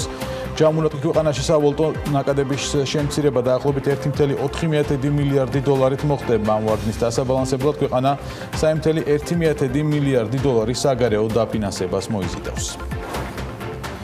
EBRD-სგან საქართველოს 73 მილიონი 100,000 ევროს მიიღებს. საქართველოსა და რეკონსტრუქციის და განვითარების საერთაშორისო ბანკ შორის ხელი მოეწერა სასისხო შეთანხმებას COVID-19 წინააღმდეგ სწრაფი რეაგირების პროექტის განხორციელების მიზნით. სასისხო შეთანხმების ფარგლებში EBRD გამოყოფს 73 მილიონი 100,000 ევროს ოდენობის დაფინანსებას სესხის სახით. რეინიერის აღმასრულებელი დირექტორი ტურისტებისთვის დაწესებულ 14-დღიან კარანტინზე პერიოდს აკრიტიკებს და აცხადებს, რომ კარანტინი ნეგატიურ გავლენას მოახდენს პანდემიით დაზარალებულ ავიაკომპანიებზე. ამის შესახებ ინფორმაციას CNBC ავრცელებს. რეინიერის აღმასრულებელი დირექტორის განცხადებით, დიდი ბრიტანეთის მთავრობა ვერ ხსნის, რის საფუძველზე აწესებს 14-დღიან საკარანტინე პერიოდს ზოგიერთი ტურისტისთვის, ხოლო ფრანგებს და ირლანდიელებს ათავისუფლებს. საგანგებო მდგომარეობის და ეკონომიკური აქტივობის შეზღუდვის ფონზე 2020 წლის აპრილში საქართველოში ელექტროენერგიის მოხმარება 2019 წელთან შედარებით 7%-ით შემცირდა. ელექტროენერგეტიკული სისტემის კომერციული ოპერატორის მონაცემებით, გასული თვის განმავლობაში მოხმარებლებზე მიწოდებული ელექტროენერგიის ჯამურმა მოცულობამ 940.7 მილიონი კილოვატ-საათი ელექტროენერგია შეადგინა. 2019 წელს მიწოდებული ელექტროენერგია 11.6 მილიონ კილოვატ-საათს შეადგენდა. ალდაგში მანქანის დაზღვევა ნახევარფასად და შესაძლებელი ავტო ოპტიმუმი. ეს არის ალდაგის ახალი პროდუქტი, რომელიც ავტომობილის ყველა რისკისგან განახევრებულ ფასად დაზღვევის საშუალებას იძლევა. ავტო ოპტიმუმი მანქანის მძღოლებს ისეთი რისკებისგან აზღვევს, როგორიც ავტოსაგზაო შემთხვევა, ხანძარი, აფეთქება, ქურდობა, ძარცვა, ყაჩაღობა და სხვა.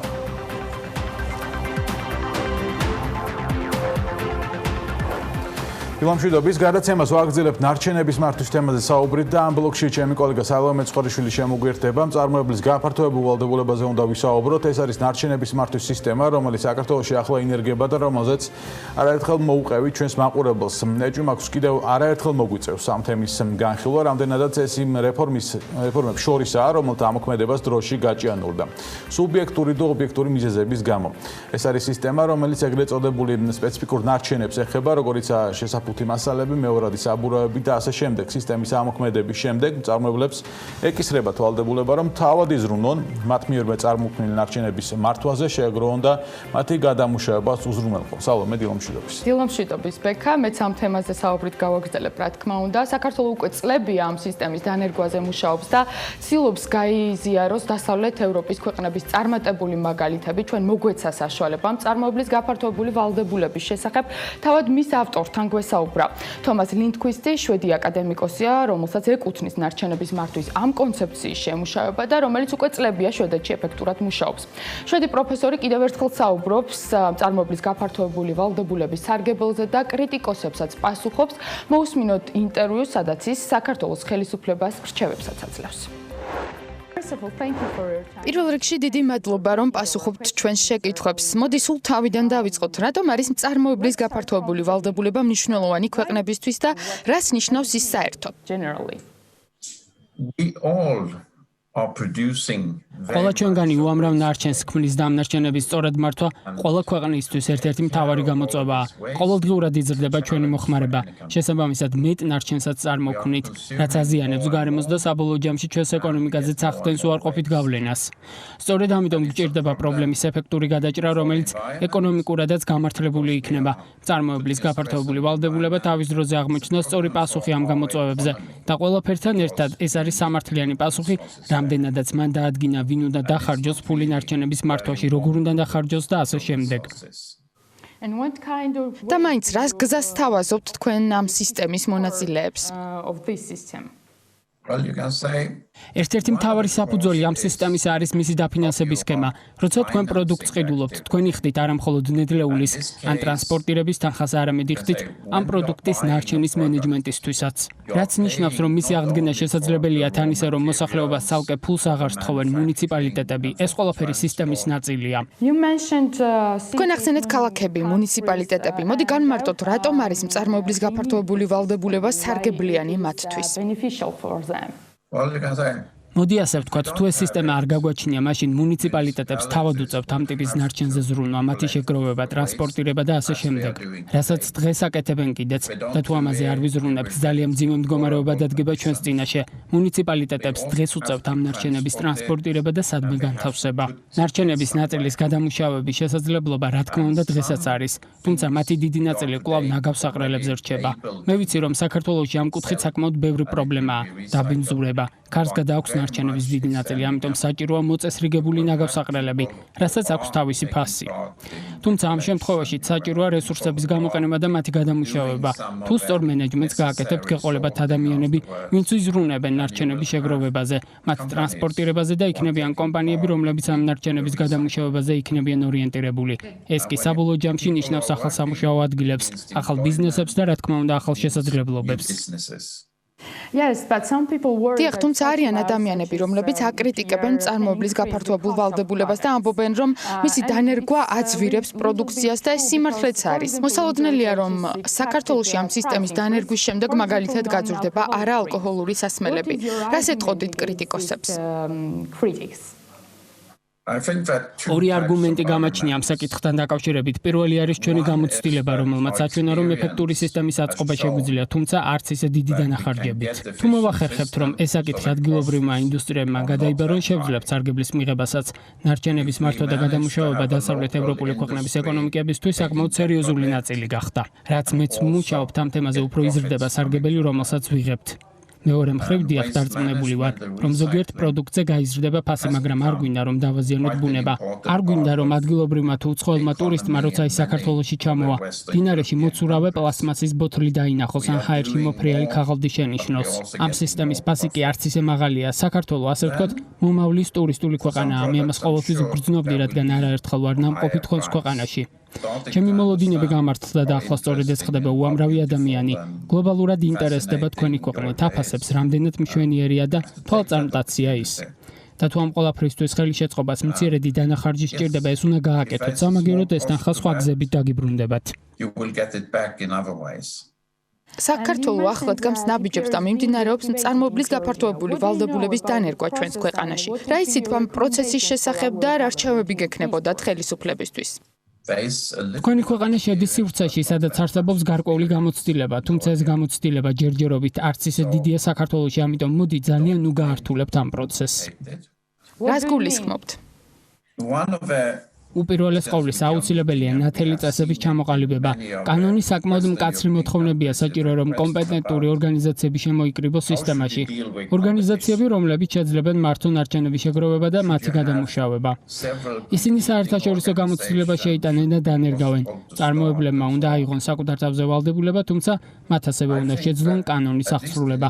ასევე მნიშვნელოვანია მათი მონიტორინგი, სახელმწიფოს როლი სწორედ აქ უნდა იყოს.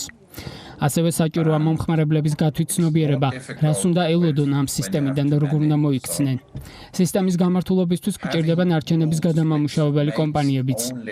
ისინი თანხას ნარჩენებიდან გამოიმუშავებენ, რაც რა თქმა უნდა სამართლიანია, თუმცა ისინი არ უნდა იქცნენ ოქროს მომპოვებლებად. დიახ, ეს ბიზნესია, მაგრამ გადაჭარბება არ უნდა მოხდეს. წარმოებლის გაფართოებული ვალდებულება ის სისტემაა, სადაც ჩართულია როგორც ბიზნესი, ასევე ხელისუფლება. რა უნდა იყოს თითოეული მათგანის როლი ამ პროცესში? ხელისუფლების როლი ამ პროცესში წესების შემუშავებაა და მისი მონიტორინგი, რომ სისტემის გარეთ არ დარჩეს მოთამაშე, რომელიც რეალურად უნდა იყოს ჩართული მასში. ხოლო როდესაც ბიზნესსა და მწარმოებლებზე ვსაუბრობთ, ვფიქრობ, მათ უნდა მივცეთ საშუალება ჩამოაყალიბონ შესაბამისი ორგანიზაციები, ეგრეთ წოდებული პიაროები, რომელთა მეშვეობით ისინი მიაღწევენ დასახულ მიზნებს, რომლებიც კანონშია გაწერილი. სახელმწიფოს როლი განგრძობადია. მან თვალი უნდა მიადევნოს ამ პროცესს. თავდაპირველად საჭირო იქნება სიფრთხილის გამოჩენა, რადგან არ ვიცით, როგორ იმუშავებს ეს ყველაფერი საქართველოში, როგორი იქნება მომხმარებლის ქცევა. არსებობს სამიზნე მაჩვენებლები მწარმოებლებისთვის, რომ კონკრეტული თარიღისთვის მათი წარმოებული პროდუქციის კონკრეტული პროცენტი გადამუშავდეს. მე ნანახი მაქვს ის მიზნობრივი მაჩვენებლები, რაც საქართველოშია გაწერილი მწარმოებლებისთვის, ვფიქრობ ისინი საკმაოდ რეალისტურია. თუმცა გრძელ ვადაში ამ მიზნობრივი მაჩვენებლების შესრულება გამოწვევა იქნება, ამიტომ მთავრობა მზად უნდა იყოს მათი კორექტირებისთვის და იმისთვის, რომ ისინი რეალობას დაუახლოვოს. ამ თემას საუბარს სტუმართან ერთად განვაგრძობთ. ნინო ჭყობაძე, საქართველოს მწვანეთა მოძრაობა დედამიწის მეგობრები საქართველოს თავმჯდომარე გვერდება პირდაპირ ეთერში. სალომე ცხარიშვილი რა თქმა უნდა ჩვენთან ერთად არის. მოგესალმებით, ალბათ ნინო, მადლობა რომ ხართ ჩვენი გადაცემის სტუმარი. მოგესალმებით, იმედი მაქვს, რომ მალე დავარღვევ, ასე ვთქვათ, კორონას დათქმას, რომ ვიჯდეთ სახლში და 22-ის მერე იმედი მაქვს, რომ უფრო ნაცვლად შეგხედავთ ყველას.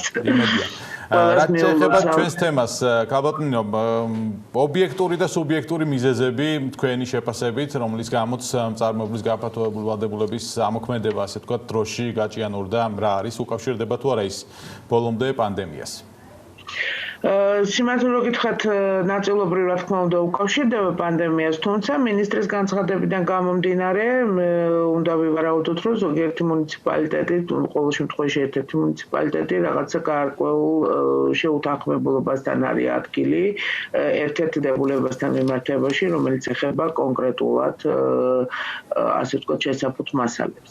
ეს არის ყველაზე მნიშვნელოვანი დებულება, მე რომ მკითხოთ, იმიტომ რომ ყველაზე დიდი პროცენტულად ნარჩენი მაინც აქ გვჩება და ყველაზე მნიშვნელოვანია, რომ ეს რაც შეიძლება სწრაფად ამოქმედდეს. სხვები შეიძლება ცოტა დაყონდეს კიდევაც, მაგრამ ეს დებულება ჩვენთვის არის ძალიან მნიშვნელოვანი, განსაკუთრებით ახლა, როცა პანდემია არის და როცა გამოცხადებულია каранტინი, იმიტომ რომ каранტინის ერთ-ერთი ყველაზე დიდი ნაკლი არის მაგალითად გარკვეულად ზუსტად ესეთი შესაფუთი მასალების ძალიან სერიოზული დაგროვება ოჯახებში, რაც პრობლემას ქმნის. და ფიქრობ, რომ ეს პრობლემა მაინც დაძლევადია და როგორც კი აღარ იქნება საგანგებო მდგომარეობა, იმედი მაქვს, რომ მთავრობა მიიღებს დადგენილებას. ქალბატონინო, მოდით გავხსნათ კარტები, ანუ აღარ არის დასამალი და პრინციპში ყველასთვის ცნობილია უკვე, რომ ეს მუნიციპალიტეტი, რომელიც ეწინააღმდეგება კონკრეტული კანონქვემდებარე აქტის მიღებას, არის თბილისის მუნიციპალიტეტი და კონკრეტულად თბილისის მერია. მათ აქვთ გარკვეული ხედვები ამ საკითხთან დაკავშირებით. მაგალითად მათი სურვილია რომ რეციკლირების გადასახადი, ანუ გადამუშავების გადასახადი ნარჩენის წავიდეს არა პიაროებში, არამედ მათთან და მათ მოახმარონ ეს სხვადასხვა დანიშნულებით მოქალაქეების ინტერესებს. თუმცა მოდით ისიც განმარტოთ, ჩვენ ინტერვიუშიც მოვისმინეთ, რომ მწარმოებლის გაფართოებული ვალდებულების შემოღება მნიშვნელოვანია მუნიციპალიტეტებისთვის და ზუსტად ქალაქებისთვის. სწორედ იმის გამო, რომ ის აძლევს გარკვეული თანხების დაზოგვის საშუალებას ბიუჯეტებს. მოდით ამ მიმართულებაზე გავაკეთოთ აქცენტი, რატომ არის სარგებლიანი ნარჩენების მართვაზე იზრუნოს მწარმოებელმა და არა მუნიციპალიტეტმა და დაახლოებით რა თანხების დაზოგვის შესაძლებლობა შეიძლება მისცეს ამ ყველაფერმა, მაგალითად თბილისის მერიას? მოდით მე ძალიან მარტივად შევეცდები ამის ახსნას რა. მარტივად დღეს როცა რაღაცა რაოდენობა ნარჩენის გროვდება, ამას უვლის თბილისი. იმიტომ რომ მოსახლეობა იხდის გადასახადს იმისთვის, რომ ეს დასუფთავება მოხდეს და მოცულობა რაც უფრო მეტია, მით უფრო მეტიჯერ უწევს თბილის თუნდაც მარტივ რაღაცის გაკეთება, ტრანსპორტირება მანქანების და იგივე ადგილას, რომ გაიტანოს ის რაოდენობის ნარჩენი. თუ შემოდის მწარმოებლის გაფართოებული ვალდებულება, მაგ შემთხვევაში იწყება სეპარირება ავტომატურად, უბრალოდ ავტომატურად არა მოსახლეობის ჩართვითაც კი ამ შემთხვევაში ურნების და განთავსების ადგილები, სადაც უნდა შეგროვდეს ეს ნარჩენი სხვა გვარად ლაგდება და მაგის გარდა რეალურად არის საშუალება, რომ ეს ნარჩენი ამ ნარჩენს მოუაროს სხვა და პრაქტიკულად მოხდეს მისი გადამუშავება, რეალურად მოხდეს მისი გადამუშავება და არა იმ გზით, რომ მივიტან ჯერ საერთოდ შეგროვებულ ნარჩენს, მერე დავახარისხებ და მერე გავაკეთებ აქედან პროდუქციას. მასე ვერ გაკეთდება, იმიტომ რომ უჩვენა პრაქტიკამ, რომ ეს არ გამოდის. ამ შემთხვევაში თბილის ნაკლებად დაჭირდება ესე ვთქვათ საკუთარი ხარჯების გაღება, იმაში რომ ეს უკვე სეპარირებული ნარჩენი გატანილ იქნას. მოდი ვთქვათ ესე, მუნიციპალური სამსახურები ემსახურებიან მოსახლეობას და ამისთვის მოსახლეობა ამ სერვისის მიწოდებისთვის მოსახლეობა თანხას უხდის. ეხლა დგება საკითხი, რომ ნაკლები შეიძლება დაჭირდეს დანახავჭი თვითონ მუნიციპალიტეტს ამ დიდი რაოდენობის ნარჩენის გასატანად.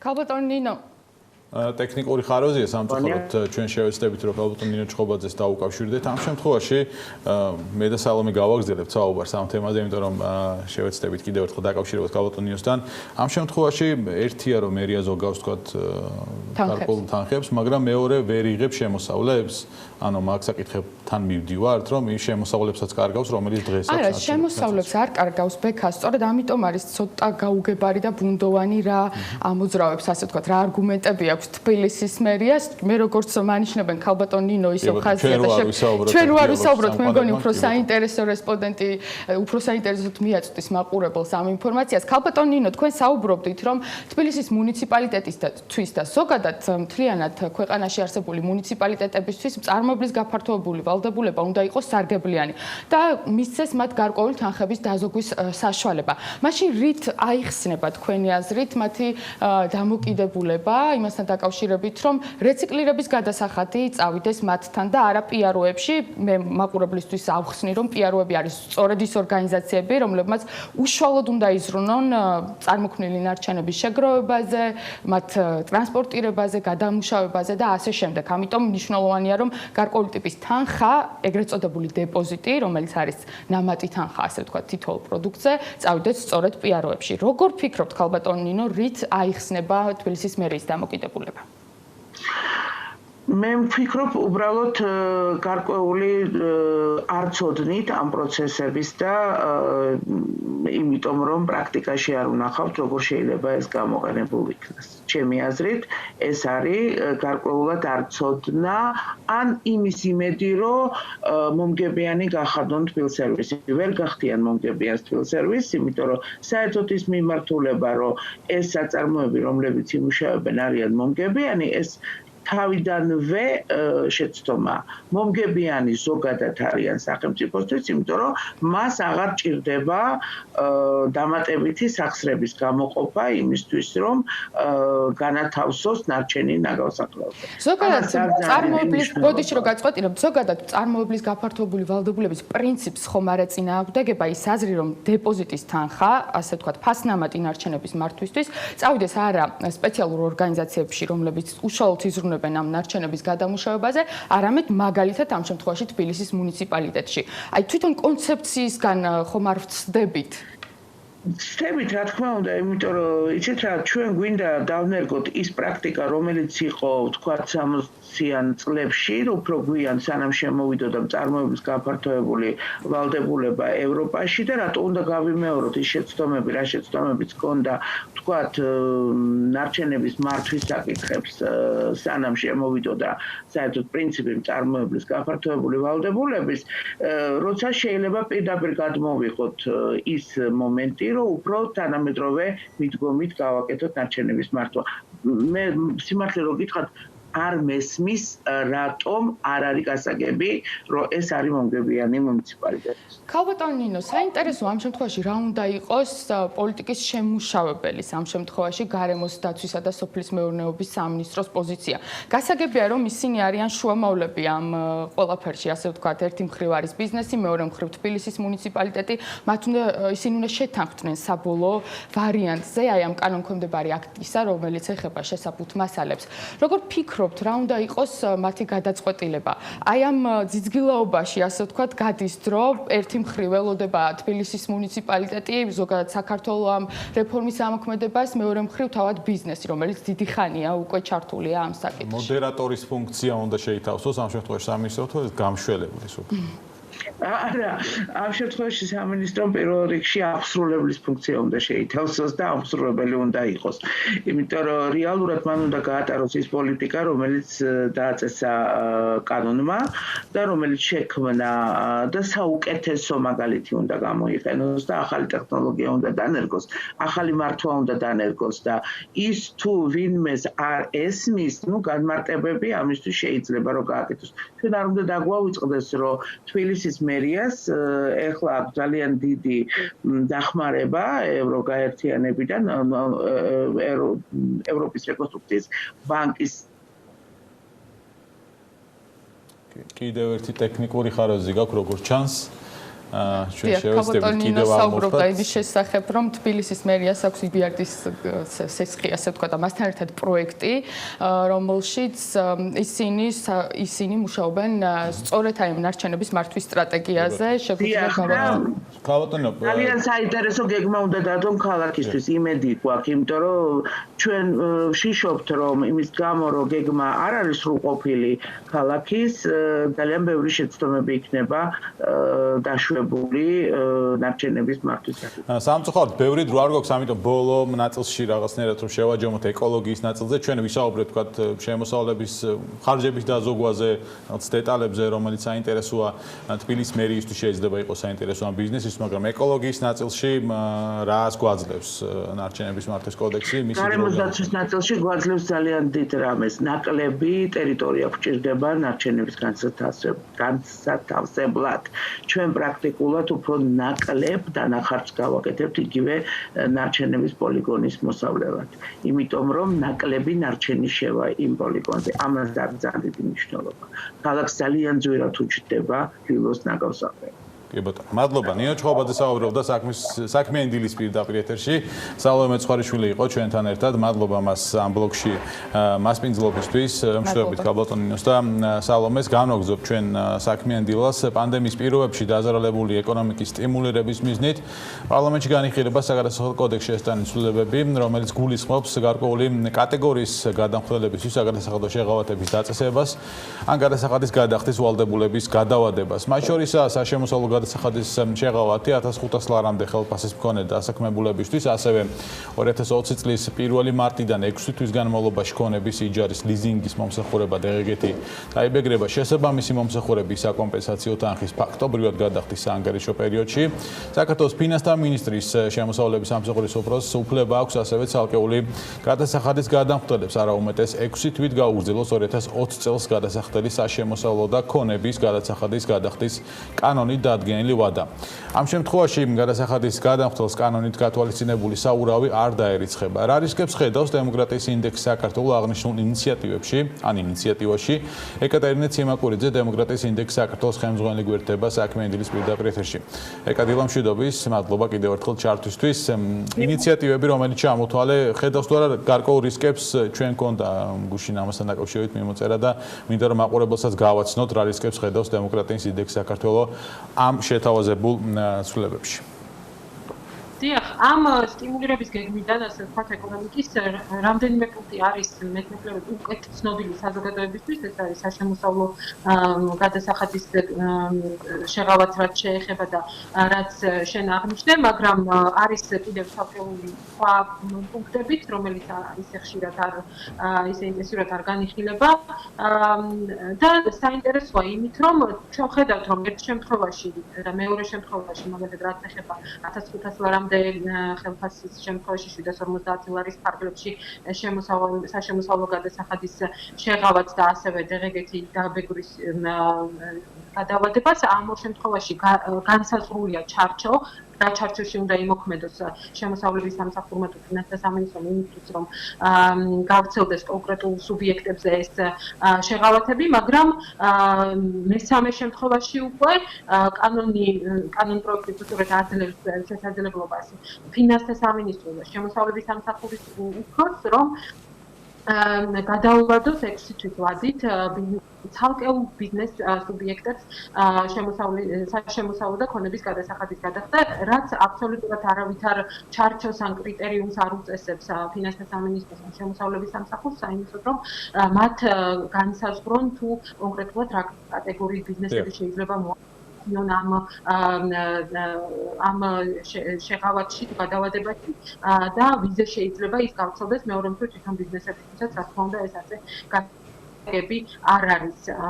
ეს შეიცავს რამდენიმე მიმართულებით პრობლემას. პირველ რიგში ჩვეულებრივ, რა თქმა უნდა, ნებისმიერი ასეთი ძალიან ფართო რეგულირება და ძალიან ფართო დელეგირება აღმასრულებელი ხელისუფლებისთვის ამა თუ იმ ფუნქციის შეიცავს კორუფციის რისკებს, ასევე ჩვენ არ უნდა დაგვავიწყდეს, რომ უახლოვდებით საარჩევნო ან არჩევნების პერიოდს და უფრო და უფრო აქტიურდება წინასაარჩევნო გარემო და ასეთ ვითარებაში, რა თქმა უნდა, ესეთი ძალიან ბუნდოვანი და ფართო რეგულირებები აძლევს შესაძლებლობას პოლიტიკურ ხელისუფალს, რომ გადაწყვეტილებები ამ ნაწილზე მინდა ბეკა რა ვიკითხო, მნიშვნელოვანი იდეაში ეს პუნქტი არის ძალიან მნიშვნელოვანი ბიზნესის თუ შეღავათებზე საუბრობთ, რომ ის გადასახადები კიდევ ასე ვთქვათ 6 თვით გადაუვადეთ და ეს ტვირთად არ დააწყვეს 2020 წელს, მაგრამ შესაძლოა თუ არა გარკვეული კრიტერიუმების გარეშე, რომელიც ნუ დღეს არ გვაქვს, ხელისუფლებამ გამოიყენოს ფინანსთა სამინისტრომ ამ შემოსავლების სამსახურმა ეს მუხლი ლოიალური ბიზნესებისთვის, ასე ვთქვათ, შეღავათების მისაცემად და არ გამოიყენოს ყველასთვის, ვინც მიმართავს მას. მაგრამ ამ შემთხვევაში ეს რისკები როგორ არის? რა დააბალანსებდა თან ესეც რომ გითხრათ?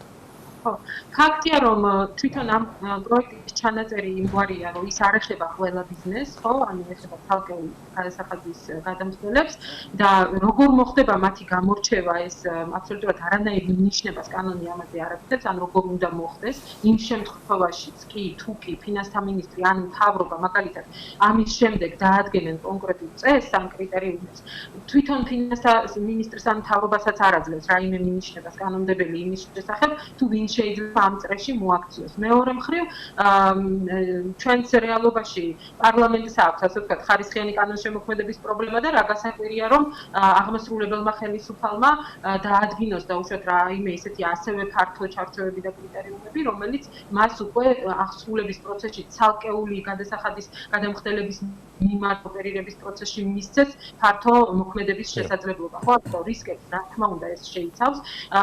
პრობლემა არის რამდენიმე მიმართულებით, რომ ერთი კორუფციის რისკები, მეორე წინასაარჩევნო პერიოდი, ასევე არაერთგვაროვანი მიდგომა ნებისმიერი სხვა მიზეზით, ხო? დისკრიმინაციული მიდგომა შეიძლება იყოს პრობლემა მომავალში, თუ კი არავით არ ჩარჩოს, როგორც ეს დღეს არის მოცემული, კანონი უწყებებს არ დაუწესებს. მაშინ, როდესაც ჩვენ ვხედავთ, რომ სხვა შემთხვევაში ან წინა ორი შემთხვევა, რაც თქვით, იქ მეტნაკლებად გასაგებია ის ასე ვთქვათ არეალი, რაშიც უნდა იმოქმედოს. ხო, გაწერილია კონკრეტულად. შეუძლია თუ ამ შემთხვევაში პარლამენტს რომ ამ ფორმით არ მიიღოს და გარკვეული კრიტერიუმები მათ შორის ჩადოს. ან სხვა აქტებით შესაძლებელია თუ არა ამ პროცესის რეგულირება. ერთი პრობლემა სხვადასხვა რაც ამას უკავშირდება არის ის, რომ განმარტებითი ბარათიც არავითარ მინიშნებას არ აძლევს აღმასრულებელ ხელისუფლებას, როგორ უნდა იმოქმედოს. ხო, თვითონ მთავრობა არ განუმარტავს პარლამენტს, როგორ გადაწყვეტს მომავალში და რა ლოგიკას დაამყარებს თავის გადაწყვეტილებებს. ამიტომ პარლამენტში უნდა დაისვას ეს კითხვები, დღეს მოხდება როგორც ვიცი ამ საკითხის განხილვა და მნიშვნელოვანია ინდივიდუალური დეპუტატების აქტიურობა, რომ დასვან ეს კითხვები და რა თქმა უნდა შესაძლებელია პარლამენტმა კონკრეტული ჩარჩო განუსაზღვროს აღმასრულებელ ხელისუფლებას ამ შემთხვევაში, იმიტომ რომ ამას სხვა შემთხვევებში აკეთებს. ხომ და შესაბამისად დარწმუნებული ვარ, რომ აქაც არ იქნება პრობლემა, მთავარია არსებობდეს ამის ნება.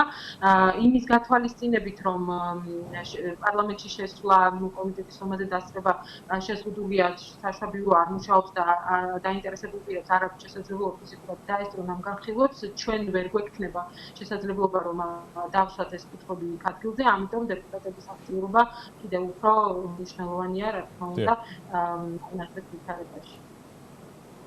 კი ბატონო, მადლობა. მე კატერინე ციმაკურიძე, დემოკრატიის სიძიგის საქართველოს ხელმძღვანელი იყო პირდაპირ, მაგრამ სანამ დაგემშვიდობებით, ეკა მინდა კითხოთ პარლამენტის საქმიანობა, ასე ვთქვათ, რაღაც ნაწილობრივ რამდენიმე კომიტეტი იყო, მაგალითად და ამ შემთხვევაში როგორი არის კიდევ ერთხელ გეკითხებით მოლოდინები, ანუ საგანგებო მდგომარეობის დასრულების შემდეგ, რომელიც 21 მაისამდეა გამოცხადებული, ალბათ პარლამენტმა ჩვეულ რეჟიმში უნდა განაახლოს მუშაობა. რაც შეეხება პარლამენტის ხდომებზე დასწრებას, გექნება თუ არა საშუალება?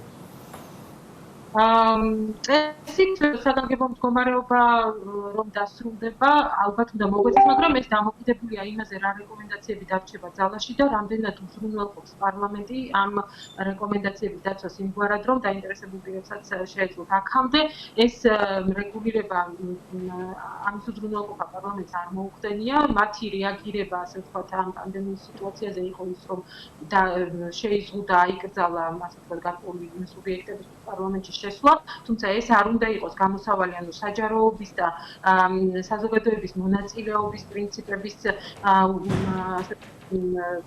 დაცვით უნდა მოხდეს ამ საფრთხეებთან გამკლავება, რაც არსებობს. ამიტომ ერთია მნიშვნელოვანია, რომ პარლამენტმა რა თქმა უნდა უზრუნველყოფს უსაფრთხოება ჯანმრთელობა იქ მყოფი ადამიანების, თუმცა ასევე მნიშვნელოვანია და შესაძლებელიც არის, როგორც სხვა მაგალითებით ვუჩვენებთ, სხვა ქვეყნების მაგალითები, რომ დაინტერესებული პირების ფაქტულობა იყოს უზრუნველყოფილი ან დისტანციურად, ან ფიზიკურად.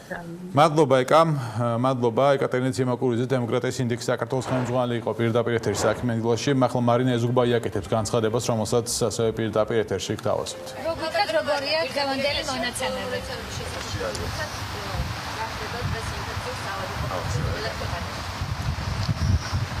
გუშინ როგორც თქვენთვის ნოველია 701 დადასტურებული შემთხვევა გყავდა.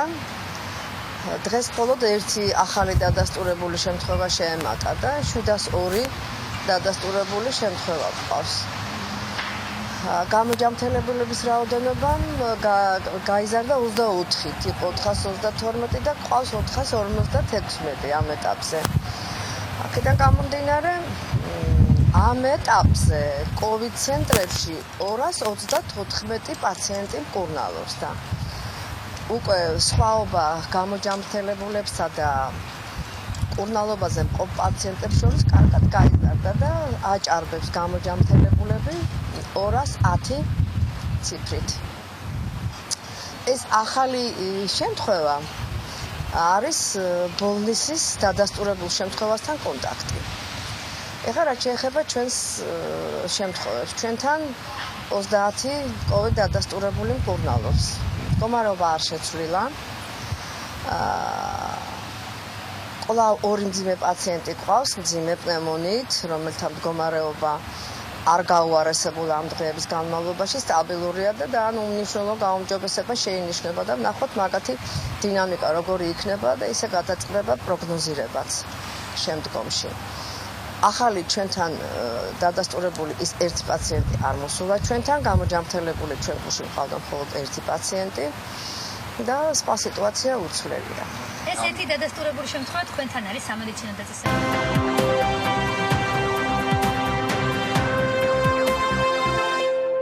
პანდემიამ, რომელმაც მსოფლიო 2020 წლის დასაწყისიდან მოიცვა, ადამიანი ახალი გამოწვევის წინაშე დააყენა. კორონავირუსი ეკონომიკის ყველა სექტორში ეხო პრინციპში შედეგად ვირუსმა ინდუსტრიების საკუთარ დღის წესრიგს მოარგო და ბაზარზე უამრავი ახალი წესი თუ რეგულაცია გააჩინა. ამ მხრივ ერთ-ერთი ყველაზე დაზარალებული ტურიზმის სექტორი აღმოჩნდა. ავიამიმოსვლის და ტრანსპორტის შეჩერების შემდეგ მსოფლიო ტურისტული ცენტრები სრულად აცარიელდა და სტუმრების გარეშე დარჩა. ფუნქცია დაკარგა უამრავმა სასტუმრომ თუ ტურისტულმა ობიექტმა. როგორც მსოფლიოში, ასევე საქართველოში, მარიამ ადამიანი მუშაობდა თემაზე და არკვევდა თუ როგორ აპირებენ მუშაობას სასტუმრო ბიზნესის წარმომადგენლები COVID-19 პანდემიის შემდეგ. ან მის ფონზე ვნახოთ თემაზე სიუჟეტი. როგორც წესი ახლა უნდა გიყვებოდეთ, რომ საქართველოში რეკორდული რაოდენობის ტურისტები ჩამოვიდნენ და ვსაუბრობდეთ განთავსების ადგილების სიმცირეზე ან სიმრავლეზე და ასევე იმ გამოწვევებზე, რომლებიც სწრაფად მზარდ ინდუსტრიაში მუდმივად იკვეთება, თუმცა დღეს სულ სხვა რეალობის წინაშე ვართ. პანდემიამ და COVID-19-მა მნიშვნელოვნად დაგვეზარალა და ვფიქრობ, ეს კიდევ უფრო სუსტად ნათქვამი არის.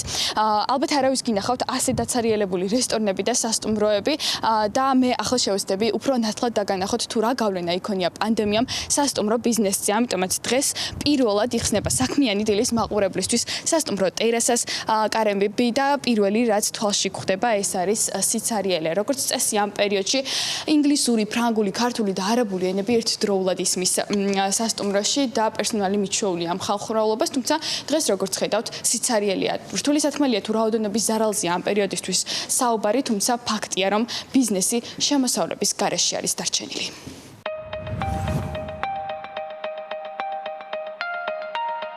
ყველაზე სუსტი პროგნოზი რომ წარმოვიდგინოთ ივლისი-აგვისტოს თვეში დატვირთულობის მაჩვენებელი საქართველოს სასტუმროებში იყო 80-85%, ანუ გამოდის რომ 15 ივნისს, როდესაც სექტორი დაიწყებს გახსნას, ყველაზე დატვირთული პერიოდი უნდა მოხმარდეს პოსტკორონავირუსულ გადაწყობას, რეგულაციებზე მორგებასა და ადაპტაციას.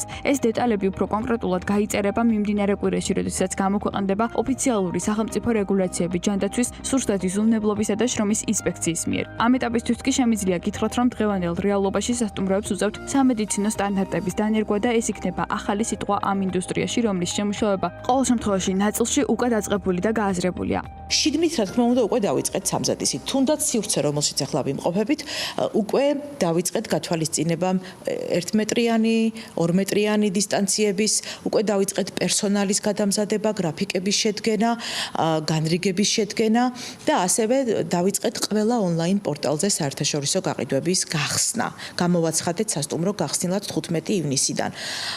შესაბამისად, ყველა ის მოვლენა, რომელსაც ველოდებით, გააზრებული გვაქვს შედეგები და აი ამ შედეგებიდან გამომდინარე ველოდებით ყველაზე სუსტი სცენარისთვის. და შემდეგ თუ მოძლიერდება სიტუაცია, რა თქმა უნდა, უკვე ჩვენი ბაზარი სრულიად მომზადებული შეხვდება. ძალიან ფრთხილად, მაგრამ უნდა გავიხსნათ, სხვა გზა არ არის, ეკონომიკა უნდა ამუშავდეს. ეს ვალერი ჩეხერიას აჭარა ჯგუფის გენერალური დირექტორის სიტყვებია, რომლის თანახმადაც 15 ივნისიდან რეგიონში, ხოლო ივნისის ბოლოდან თბილისში არსებული სასტუმროები დაიწყებს ფუნქციონირებას, სადაც სტუმრებს დახვდებათ პერსონალი პირბადეებით შეზღუდული გარემო და მომსახურება, რომელიც უსაფრთხოების სტანდარტების შესაბამისად შემუშავდა. აქ შეცდომის დაშვების უფლება არავის ექვს, რადგან კორონავირუსის მეორე ტალღისგან დაზღვეული არავინ არის. ეკონომიკა თუ არ ამუშავეთ, ჩვენც ძალიან გაგვიჭირდა ამ პერიოდის განმავლობაში, იმიტომ რომ საბანკო სესხები არის, ძალიან ბევრი ვალდებულებები არის შესაძლებელი, თანამშრომლებთან მიმართებაშიც ვალდებულებები, აქედან გამომდინარე, ნამდვილად ძალიან უნდა მკაცრად გავიაზროთ და დიდი პასუხისმგებლობა გამოვიჩინოთ იმასთან დაკავშირებით, რომ ესენი არიან ადამიანები, რომლებთანაც შეიძლება რომ ერთად შეკრების პერიოდში შეიძლება რაღაცა შეცდომის გამო არ უნდა გაიპაროს არავითარი შეცდომა, შეიძლება რაღაცა მსგავსი ინფექციის გამავრცელებელი იყოს.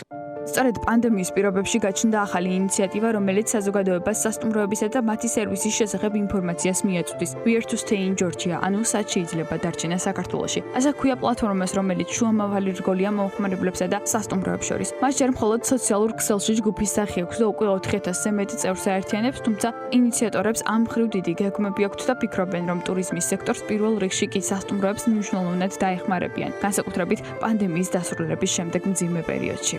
ჩვენ ყოველთვის ვცდილობთ ძალიან ბევრ ადამიანს მივაწოდოთ ინფორმაცია სასტუმროების სერვისების და შეთავაზებების შესახებ და რაც ძალიან მნიშვნელოვანია, ჩვენ ვცდილობთ პერმანენტულად ჯგუფში გამოვაქვეყნოთ პოსტები ტურისტული ბიზნესის მხარდასაჭერად და ასევე დიდია სასტუმროების მენეჯმენტის მხრიდან დაინტერესება, რადგან ისინი ხშირ შემთხვევაში გვიკავშირდებიან და გვეუბნებიან თავიანთი შემოთავაზებების შესახებ, ფასდაკლებების შესახებ, რასაც ისინი აპირებენ, როდესაც დაიწყებენ ფუნქციონირებას.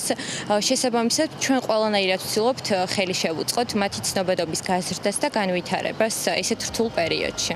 იქიდან გამომდინარე, რომ სოფლიოს გარშემო მოგზაურობა დროებით უსაფრთხო აღარ არის, წელს ტურისტულ სექტორში პრიორიტეტი შიდა ტურიზმი და მისი პოპულარიზაცია იქნება. ქვეყნის ეკონომიკისთვის სასიცოცხლოდ მნიშვნელოვანია ტურისტული სეზონის აღდგენა და გაჯანსაღება. ტურისტებისთვის კი მთავარი მესიჯია ის ფაქტი, რომ საქართველოში სხვა ქვეყნებთან შედარებით ინფექციის დაბალი მაჩვენებლები დაფიქსირდა. საზღვრების გახსნის შემდეგ კი ადამიანები, რომლებიც გადაწყვეტენ მოგზაურობას, ყველა პირობა არსებობს, რომ ამისათვის ჩვენი ქვეყანა შეარჩიონ. ხოლო კითხვაზე თუ სად შეიძლება დარჩენა საქართველოში, პასუხი უკვე იცით, სადაც უნდა ეძებოთ.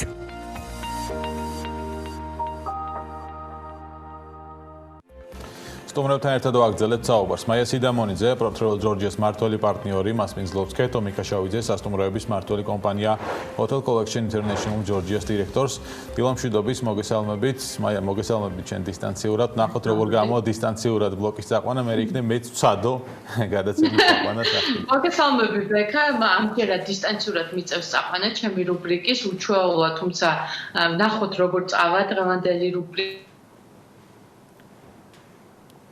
ტექნიკური ხაროძი გქონდა კარაუშოს მაიასი და მოინძე დაგუბრუნდება, ამიტომ კეთო მიკაშავიძე, რომელიც სტუდიაშია, მე მასთან გადავალ პირველი შეკითხვით. ფაქტია, რომ ყოველგვარი უტრირების გარეშე ძალიან მძიმე მდგომარეობა უდგას ტურისტულ ბიზნესს, სასტუმროების სექტორს, მასპინძლობის სექტორს ზოგადად. როგორ შეიძლება, ასე ვთქვათ, შიდა ტურიზმის ნაწილში მოხდეს გადაწყობა, როგორ ემზადებიან სასტუმროები 15 ივნისისთვის და რა სცენარებს განიხილავენ? კი ბატონო, ვიქა მოგესალმებით, მიესალმები მაყურებელს.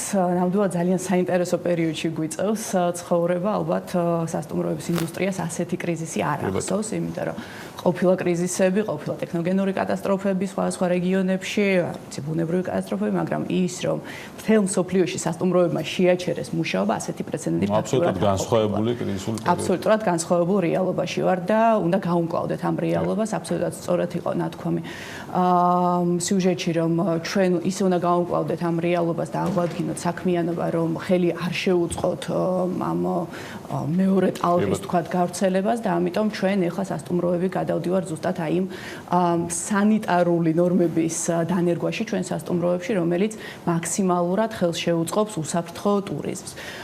რა თქმა უნდა, მოლოდინი არის, რომ პირველ რიგში არა მარტო ჩვენთან, არამედ მსოფლიოში აღდგება შიდა ტურიზმი.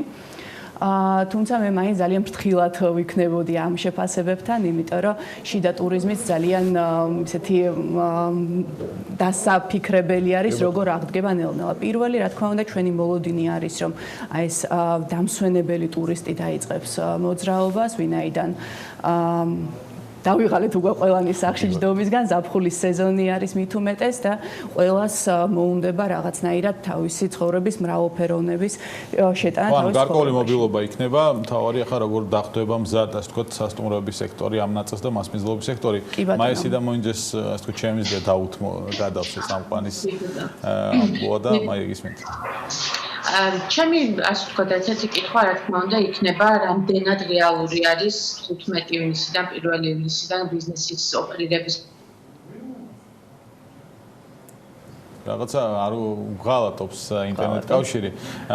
მაიკოს კითხვა იყო, რომ 15 ივნისიდან შიდა ტურიზმი და 1 ივლისიდან საერთაშორისო ფრენების აღდგენა რამდენად რეალისტურია ეს სცენარი, რომელიც დღეს გვაქვს? ნაწილობრივ რეალისტური არის, რა თქმა უნდა, თუმცა ხა მე არ მექნებოდა მოლოდინი, რომ 1 ივლისს საზღვაო გაიხსნება, ან 15 ივნისს რო იტყვიან, რომ შეგვიძლია უკვე მოგზაურობა ქალაქებს შორის, რომ პირდაპირ მოგვადგება სასტუმროებთან სტუმრების რიგი. ჩვენ უნდა ვიცოდეთ და გვესმოდეს, რომ ეს იქნება ძალიან ეტაპობრივი პერიოდი, როდესაც ნელ-ნელა ეს ტურიზმი აღდგება, თუმცა ამან შეიძლება წაიღოს 12-დან, შეიძლება 36 თვეც წაიღოს იმისთვის, რომ შარშანელი წლის მაჩვენებლებზე დავბრუნდეთ.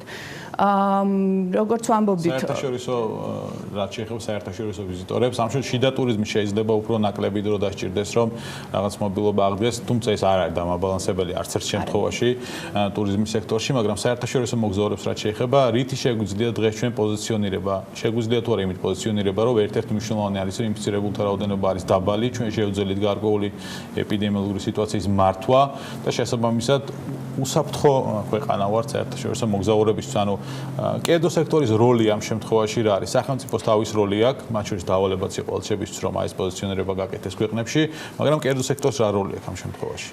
ცალსახად ერთ-ერთი ახალი პოზიციონირება არის ჩვენი ქვეყნის შესაძლოა მარკეტინგული ინსტრუმენტიც იყოს ფაქტიურად ჩვენი ქვეყნისთვის, რომ ჩვენ ვართ კოვიდთან ბრძოლის ერთ-ერთი უსაფრთხო მაგალითი, ეს ერთ-ერთი წარმატებული მაგალითი და შესაბამისად ჩვენთან მოგზაურობა დაკავშირებული არის ნაკლებ რისკთან, ვიდრე თქვათ სხვა ქვეყანასთან. ამიტომ ეს ცალსახად გამოსაყენებელი ინსტრუმენტი არის და ვფიქრობ და უკვე ვხედავთ, რომ ამან გამოიწვია გარკვეული დამატებითი ინტერესი ჩვენს მიმართ, როგორც მიმართულების.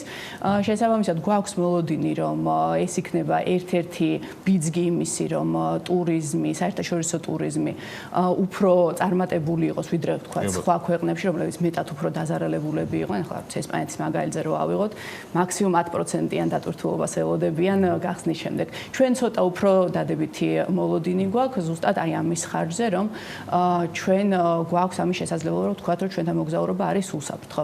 ამასთან ერთად სახელმწიფოს მხრიდან მართლა უზარმაზარი ძალისხმევა იყო ჩადებული იმაში, რომ სწორი რეგულაციები და სწორი რეკომენდაციები იყოს გაცემული განთავსების სექტორის მიმართ, რომელიც მოერგებოდა როგორც მცირე ბიზნესს, ასევე მსხვილი ბიზნესისთვის. მსხვილი ბიზნესისთვის უფრო მარტივი არის ასეთი სტანდარტების დანერგვა, ვინაიდან ისეთაც გქონდა თქვა ბრენდულ სასტუმროებს ეს პროტოკოლები და საოპერაციო სტანდარტები.